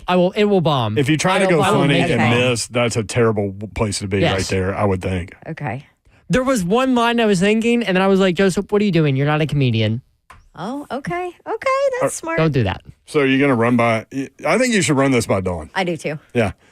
She could have been like a speechwriter. So I have to finish it by tomorrow because tomorrow's the last time I'll see y'all Yeah. before the wedding. Just get the rough draft going so I can Also, who's producing us Thursday and Friday? Jackson. And all next week. I'm going. Why are you laughing? Because we're having this conversation Yeah, on air? yeah. We're in the communications business. You're like, All right. Jackson. Smiley. Florida and Auburn, 5:09 p.m. CBS. Houston, Duke, 7:49 p.m. CBS. I wish they flip-flopped those games. I'd rather watch Houston and Duke first and then go Florida and Auburn. But I don't work for, CBS. So I agree with you. Florida favored by 2.5 over Auburn. I think that'll change once more health on Janai Broom comes out. Duke favored by 5.5 on Houston. I'll bet that line doesn't move much. I bet it doesn't move much. Duke's scary, man. Mm-hmm. They can run through a 5.5 point line. Just get Cooper Flag going. But then again, I think Houston is one of the most underrated teams in the country this year. Who's the other guy that mispronounces his name, so we all have to say Nipple? Knipple? Yeah, him. 3HL powered by Ferguson Home. Discover the Mount Juliet showroom at 401 South Mount Juliet Road, Ferguson Home, where it all comes together. Do y'all like, while we're on basketball real quick, do you prefer the portal world in basketball? Teams get so many players on basically 1-year contracts, right? Mm-hmm. So the rosters flip year to year. And so you don't, in a lot of cases, not everybody does it this way. Houston hasn't really, but in a lot of cases, you're basically looking at the outlier. Most right. Like teams do. Tennessee had a call, like Meshack and Ziegler were there forever, but they were flipping. They're flipping their roster. So they've got, this is who's gone off Tennessee's roster: Sakai Ziegler, Jemai Meshack, Chaz Lanier, Jordan Gainey, Igor Milicic, Darlinston Dubois. That's crazy. All gone. The only This players is going to be a new team. The only players coming back, theoretically, Felix Okpara, Cade Phillips, JP Estrella would get him back for Maybe, Tennessee. if he doesn't leave. Right. That's what I'm saying. Like, any of these guys could leave. But currently, as we sit, Okpara, Cade Phillips, Estrella, and Bishop Boswell, that's it for Tennessee. So, I mean, how much pressure is that on a coach to replenish that roster and to do it every year? Because you're not going to be able to do it every year. You're going to whiff, like Florida State football. You know? And how are you going to... Great example of a whiff. How are you going to deal with it as a fan of your team? So Tennessee has players committed. So four-star guard... Yeah, go ahead. I was also going to say, I think the transfer portal is so different when it comes to basketball as opposed to football, just because, you get 2 or 3 transfers, your team's completely different. Not really the same in football, except maybe the quarterback position. But if I'm Tennessee, I'm looking for a veteran point guard. Mm-hmm. You don't need a young guy there, right? You need at least 2 shooters. You need a stretch 4 guy, right? Because Cade Phillips isn't that. You probably need like a small forward guy, and all these guys have to play in the Tennessee way too, right? Like that's a whole different thing with the Rick Barnes thing. By the way, how about that hug, him and Zakai Ziegler after the press conference? Man. And Zakai Ziegler's comments, too. What a blessing to have been able to watch him and Meshack. And Zakai Ziegler's story is incredible. If you don't know it, search it out. I mean, I'm not going to go into it all, but just incredible. So I saw this circulating, and I don't know if this is like the end-all, be-all of this, but apparently next week they are hearing about possibly giving a 5th year to all D1 athletes. The NCAA is holding a hearing on that. And I don't know if this is true. I don't know. So somebody asked the guy Ziegler about that. Like, if it happens, would you come back? And he goes, why would I not? That was his answer. And Can you imagine? And he's not the only one. Gainey, Meshack. They would all come back. So, okay, that's a great example. So where Tennessee is, like, they've got visitors. So Tennessee, the front runner for Maryland guard Jacoby Gillespie, who was at Belmont for 2 years and went to Maryland, averaged 15 points and 5 assists per game for Maryland. Okay? Then they're hosting Virginia transfer guard Isaac McNeely yesterday, right? And he was Louisville and UNC, with Louisville leading, but Tennessee's jumped in the mix, so they get a visit. Number 8 overall player in the portal, number 2 shooting guard, led Virginia in scoring at 14.4 points per game, first in the ACC in three-point shooting at 42.1%, and to put that into perspective, Chaz Lanier was 39.5. So this guy can shoot. So then teams are under pressure to fill rosters, but also that could really Because now cause coaches to make decisions. If that passes and you're like, well, I've got to keep 3 spots open because I've got 3 guys who said they're going to come back if this happens. Oh, you do it in a heartbart. Oh, for those 3? Absolutely. Oh, yeah. The way they played this year. Completely different. There will be other coaches around the country where guys will want to come back, and the coaches will have moved on because they've already filled the spots. Because they have to. They can't stop. Yeah. Won't stop. Okay, Miley. I feel. So the commitments for Tennessee: 4-star guard Amari Evans, 6'5", 180, number 72 player in the country. 4-star forward Dwayne Brown, 6'9", 250, number 86 player in the country. Picked Tennessee over Alabama, Mississippi State, and others. And then 3-star guard Troy Henderson, which has to be kind of a Rick Barnes pull because he was committed to Fordham, and Tennessee offered, so he's coming to Tennessee. So that's what's going on with regard to Tennessee. But I'm just curious, like, if people prefer these one-year contract teams as opposed to building rosters up. 615-737-1045. When we come back, you'll hear from the GM. Borgonzi met with Buck, and we'll play some of that for you next. 3HL 1045 The Zone.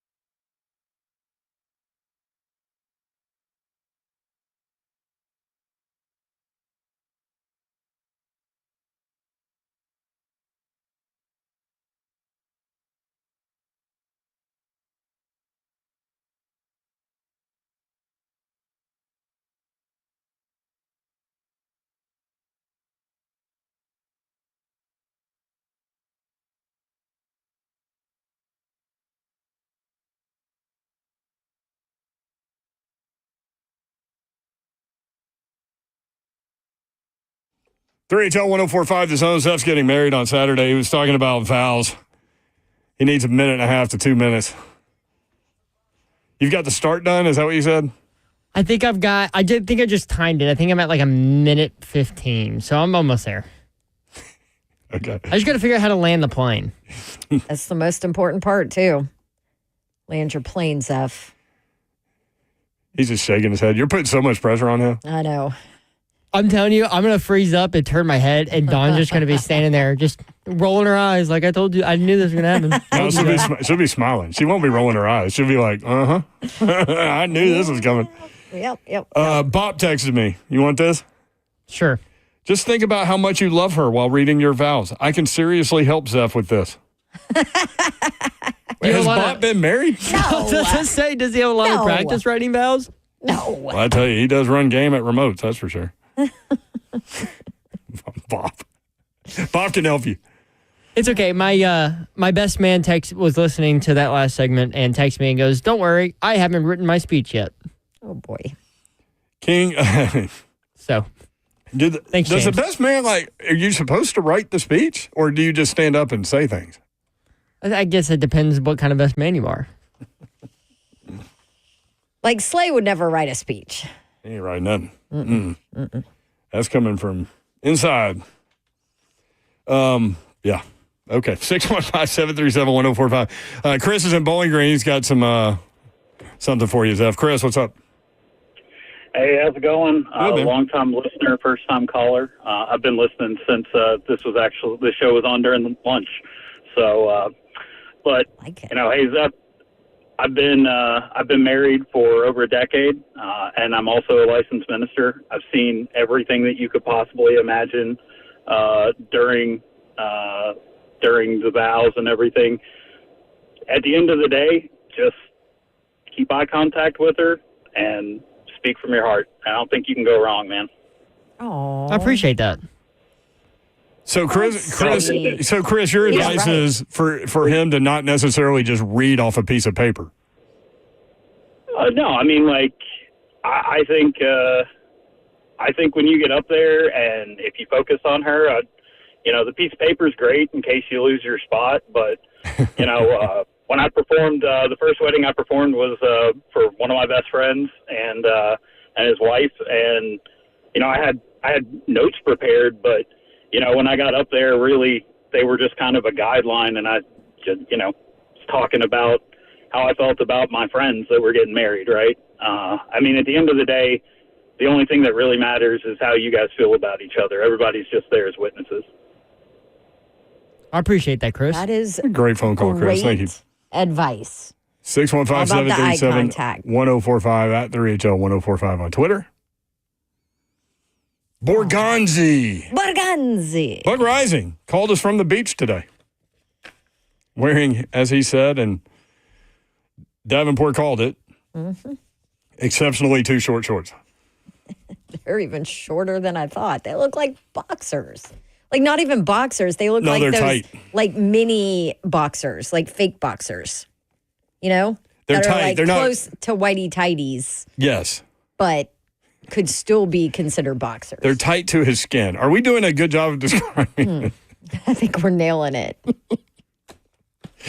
Is this a visual that you guys want out there? I don't think anybody wants that visual. But his shorts are so short and they're tight to his skin. And they look like whitey tighties. And he did have a $50 donut this morning. But he also met with Borgonzi, the general manager of the Titans. Is this current offensive line the final rebuild for the season?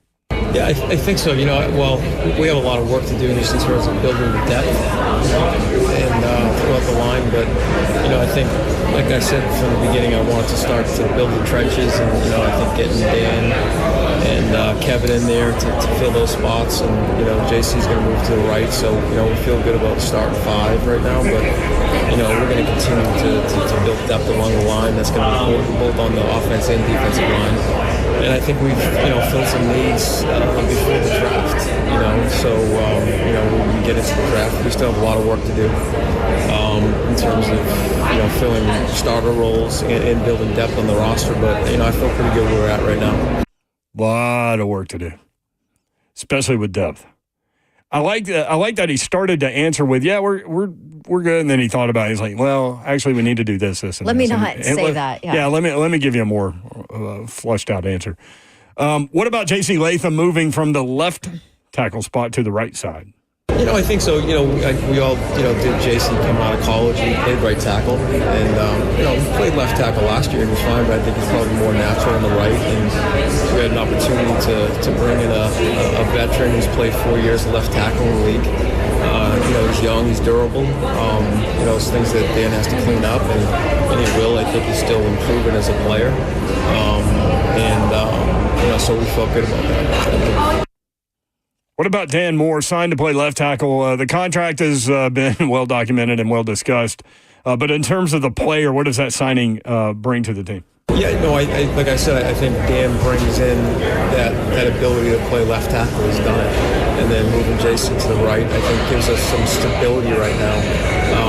We're not done trying to improve the line by any means. Not that we're set, but I think we're able to build a little bit of stability here. So now we have a starting five here with the line up with, and then continue to build that depth. I think is important, an important piece for where we are moving forward with that offensive line.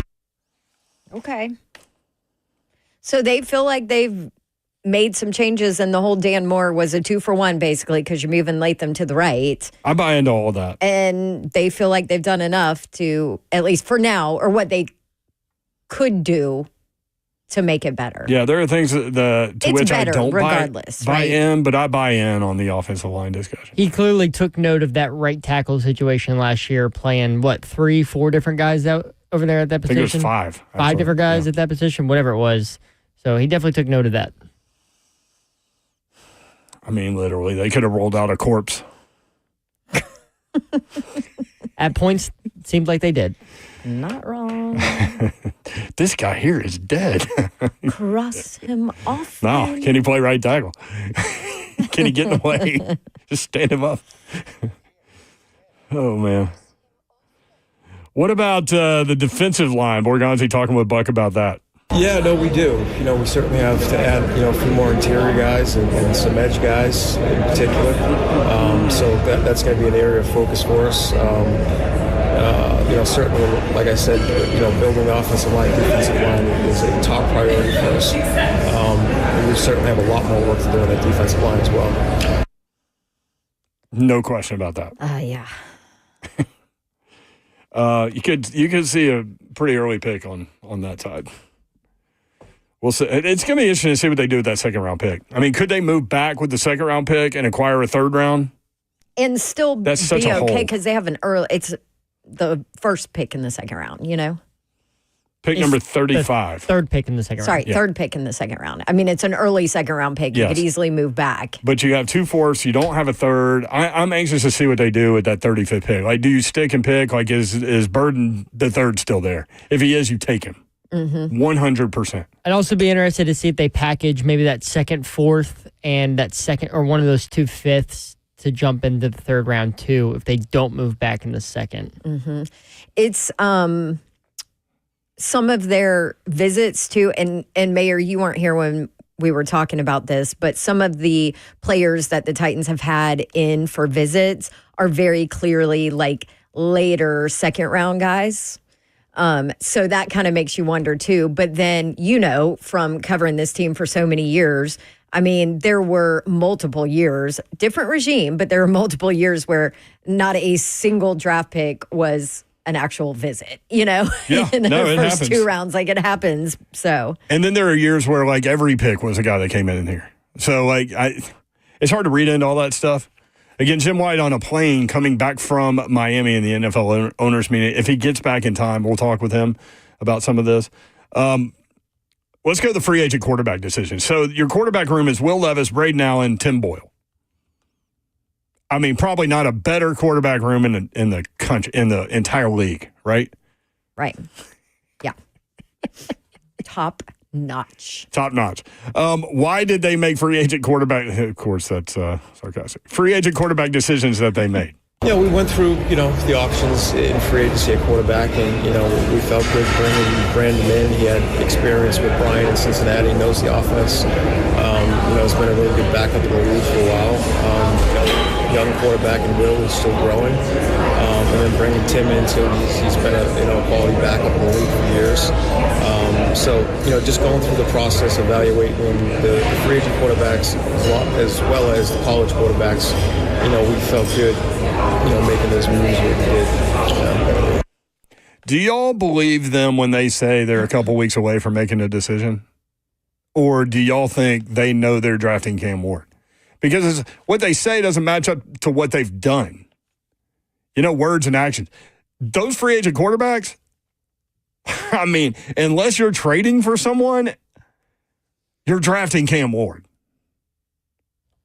I feel like they're like 99% sure about Cam Ward, but then there's just that 1% scratching at the back of their mind, like, but what if, what if we need to go Abdul Carter? What if we need to go Travis Hunter? I think that's where they are. I think they think they're going to draft Cam Ward, but they're going to do their due diligence. I think that's where they are. But I'm telling you, if you don't draft Cam Ward and that's your quarterback room, come on.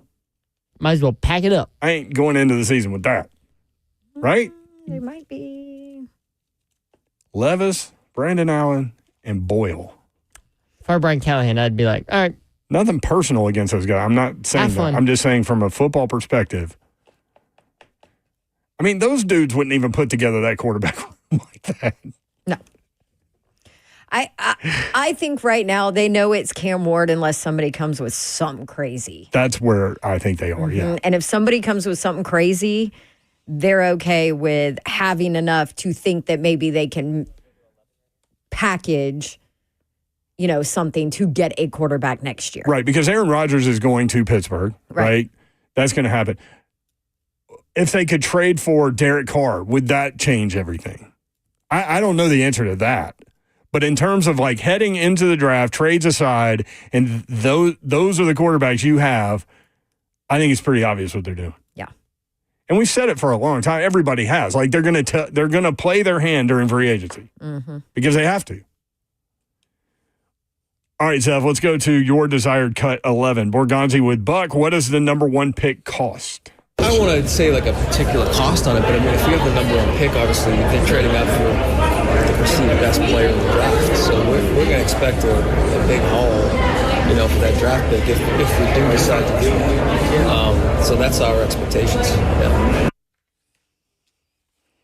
There you go. All right, Colorado's Pro Day coming up. I was going to say Chosen 522 in the chat said, why is Shador out of the equation? He might not be. Maybe he's not. Yeah. Maybe he's not. I mean, they're going to his pro day. They're going to work him out again. So maybe he's not. So Callahan and Brinker, the two that are not going to the Colorado Pro Day? Is that what I read? I thought Callahan was going. I might have misread that. Because I swear I saw a tweet today that said, now, it is April Fool's, so. I should hold my tongue before I put this out there. I hate April Fools. It's stupid. Stuff's going to accidentally work like Brinker and Callahan into his vows because he thinks about 50 things at once. His brain all the time. He thinks of 50 things at once. Ugh. And so he could be writing his vows and then thinking about Colorado's Pro Day. Brian Callahan and Chad Brinker skip Colorado Pro Day. To be at my wedding. Speaking of Colorado's, let's work our way back up. Let's go 10 here. Borgonzi with Buck. How important is it to get Denard Wilson, the defense coordinator, in front of Travis Hunter at his pro day? Yeah, I think that's important. I think certainly we've spent enough time with Travis. These workouts sometimes, certain positions you really want to hone in on. Quarterback to see them pro live, but for Travis, we've seen enough game film. We know he can do physical. The important part of the process with Travis is just meeting him, bring him in the building, and getting him up on the board and all that stuff. So we've accomplished that. Love it. This is an interesting one. Borgonzi used to work with LeJerry Sneed in Kansas City, obviously. talking with Buck. How interested is he in working with L'Jarius Sneed again?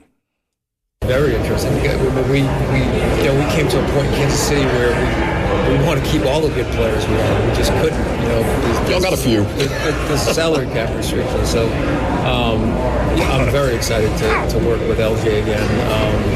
What he brings to the table is, he's a competitive player on the field. He's long. He's able to play press. He's able to play zone. And just that, that last year in Kansas City, we traveled him with some of the best receivers in the league. So that's what I expect. We get him healthy here, this year. That he can do, and I'm very excited to be able to work with him again. I just started thinking about like all these pro days, like these NFL execs. They go to the NFL meetings, they go to all these pro days, the draft stuff. Like, how much weight would you gain? Yeah. Like, seriously, like they are eating out and they're eating at phenomenal places, right? Yeah. That'd be a tough one. These are the things I think about. Not to mention probably the long days, like at the facility, like in between the travel days. Oh, it's and you're ordering fast food in. Yeah. Jim Wyatt just texted. He's waiting for his luggage. Should be good to go in the 45. Oh, okay. Well, there you go. Zeph, what did you find out? I saw that Brinker was not going, but. So, Callahan will also not be there, according to Ian Rappaport, tweeted out yesterday. The reason being that they have seen Shedeur Sanders and Travis Hunter multiple times already. However, they will be at the private workout for both players on April 9th. So next week. Okay. There you go. Is that a flag of any color there? Some people will read into it like, oh, well, nope, they're not sending their head coach, so they're not serious about it. Or you could do it the other way. Oh, yeah, they don't need to send their head coach. They sent the entire organization to Cam Ward, including video people. I mean, okay. Nothing to see here. Maybe it's just an incredible poker face from the Titans. Maybe. All right. What did Borgonzi say about Cam Ward's pro day and private workout, and what did they learn about Cam Ward at his pro day? We'll start with that, and then we'll get Jim Wyatt in here, hopefully. That's next. RHL 104.5 The Zone.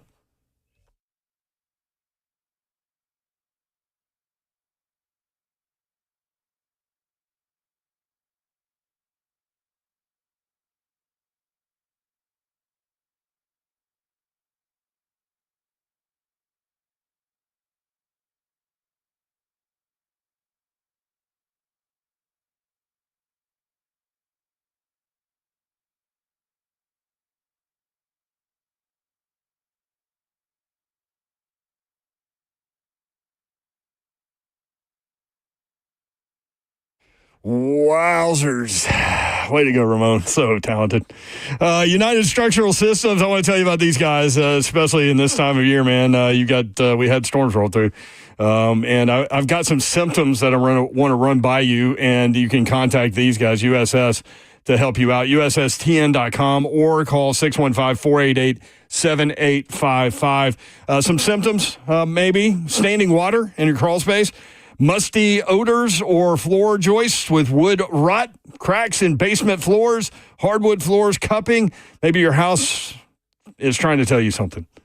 Putting off a moisture issue in your home is bad for your health and could lead to more expensive repairs down the road.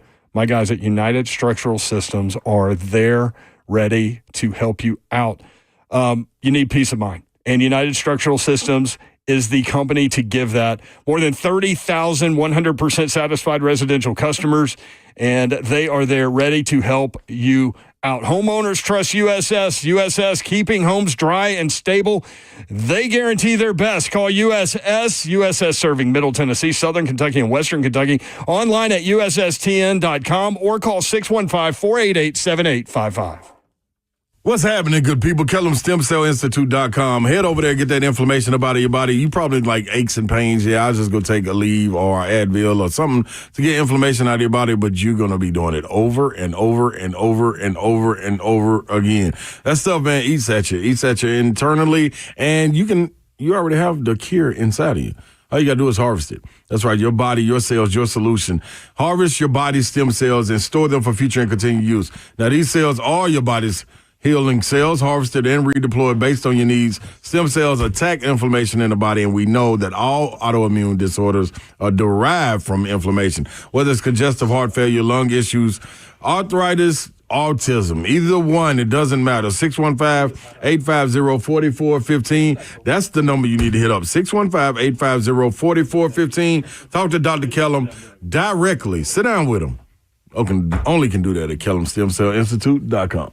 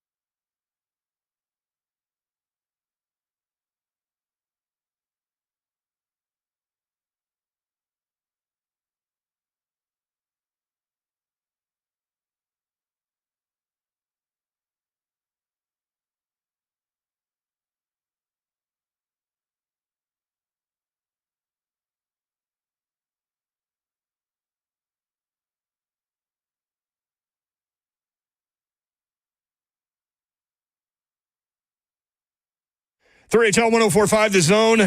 Jim White at Baggage Claim. We're going to check in with him in just a minute. He's coming back from the NFL owners meetings. First, a little bit more with Buck's conversation with Borgonzi. This is about Cam Ward's pro day and the private workout. So our coaches are in control of the script at the Miami workout, which we went to and did very well there. But just doing the private workout, gives us the ability to maybe run some different, see some different throws, run some different routes for him to make completions. We tweak little things like footwork and see how he responds to it. So that's the benefit really of having your coaches be involved in the workout, just wanting to see things that from our standpoint maybe we do in our offense, some footwork stuff that we wanted to see how he respond to that, and he did a really good job. Okay, talking about Cam Ward's some details there. What did they learn about Cam Ward at his pro day? Let's hit this one. Yeah, just seeing him around his teammates at the pro day and seeing how they interact and respond to him, you can tell that everything you heard from him down there, that he is a leader, and you can kind of see that, you can feel that when he's running routes with the receivers, how they respond to him, and just the camaraderie that those guys had with him. I think is important to see that in person, and that's what I took from him. There you go. That's Borgonzi, and you can catch that where you get your podcast, right? Is that on YouTube also? I believe so. On the 104.5 The Zone YouTube page. 3HL powered by Ferguson Home. Discover the Mount Juliet Showroom, 401 South Mount Juliet Road, Ferguson Home, where it all comes together, fergusonhome.com. Jim Wyatt's at the airport. Jimmy, what's up? How are you? Not much. That Buck sound like maybe you got Borgonzi maybe in the buffet line, maybe at breakfast or something like that. Did you hear the toddler? My mama ears were like, Yeah. Seen a lot of Buck's food pictures. That's usually where you can find them hanging out at the buffet, or and maybe that's where he ran into Borgonzi. He did get in trouble for taking pictures in that fancy hotel. Yeah. The Breakers. Did you have a $50 donut, Jimmy? I did not. Yeah, I had a free bagel. I love it. Smart. I love it. What was your takeaway from the NFL owners meetings? Let's start there. I know you've got a lot of content going up. Titans Online. TennesseeTitans.com. Sorry, Titans.com.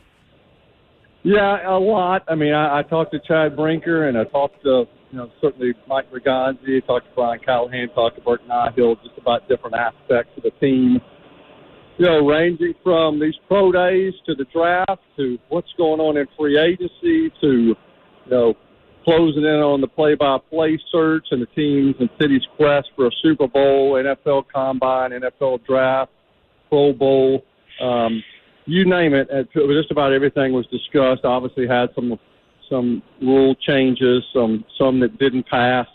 It's kind of the gathering place for everybody in the NFL when these owners' meeting takes place. So it's kind of a whirlwind, but productive week, productive 48 hours, and now back in Nashville. What should we read into Callahan not going to Colorado's pro day, reportedly? Ian Rappaport had that. Yeah, he's going to I wouldn't read anything into it. He's going to the private workout, which is more important than the pro day. The pro day, obviously, is Friday. I'll be there. Mike Borgonzi is going to be there. A lot of people from the defensive staff will be there. People from the offensive staff will be there. Then on April the 9th, 5 days later, Chad Brinker will be there. Mike Borgonzi, Brian Callahan, pretty much everybody will be there. The pro days, I mean, yeah, they're worth going to, and it'll be a spectacle in Colorado. I went to Miami. It ended up being a 5-6 hour event to see him throw, and that was the case with Cam Ward, and you certainly can watch and see how he,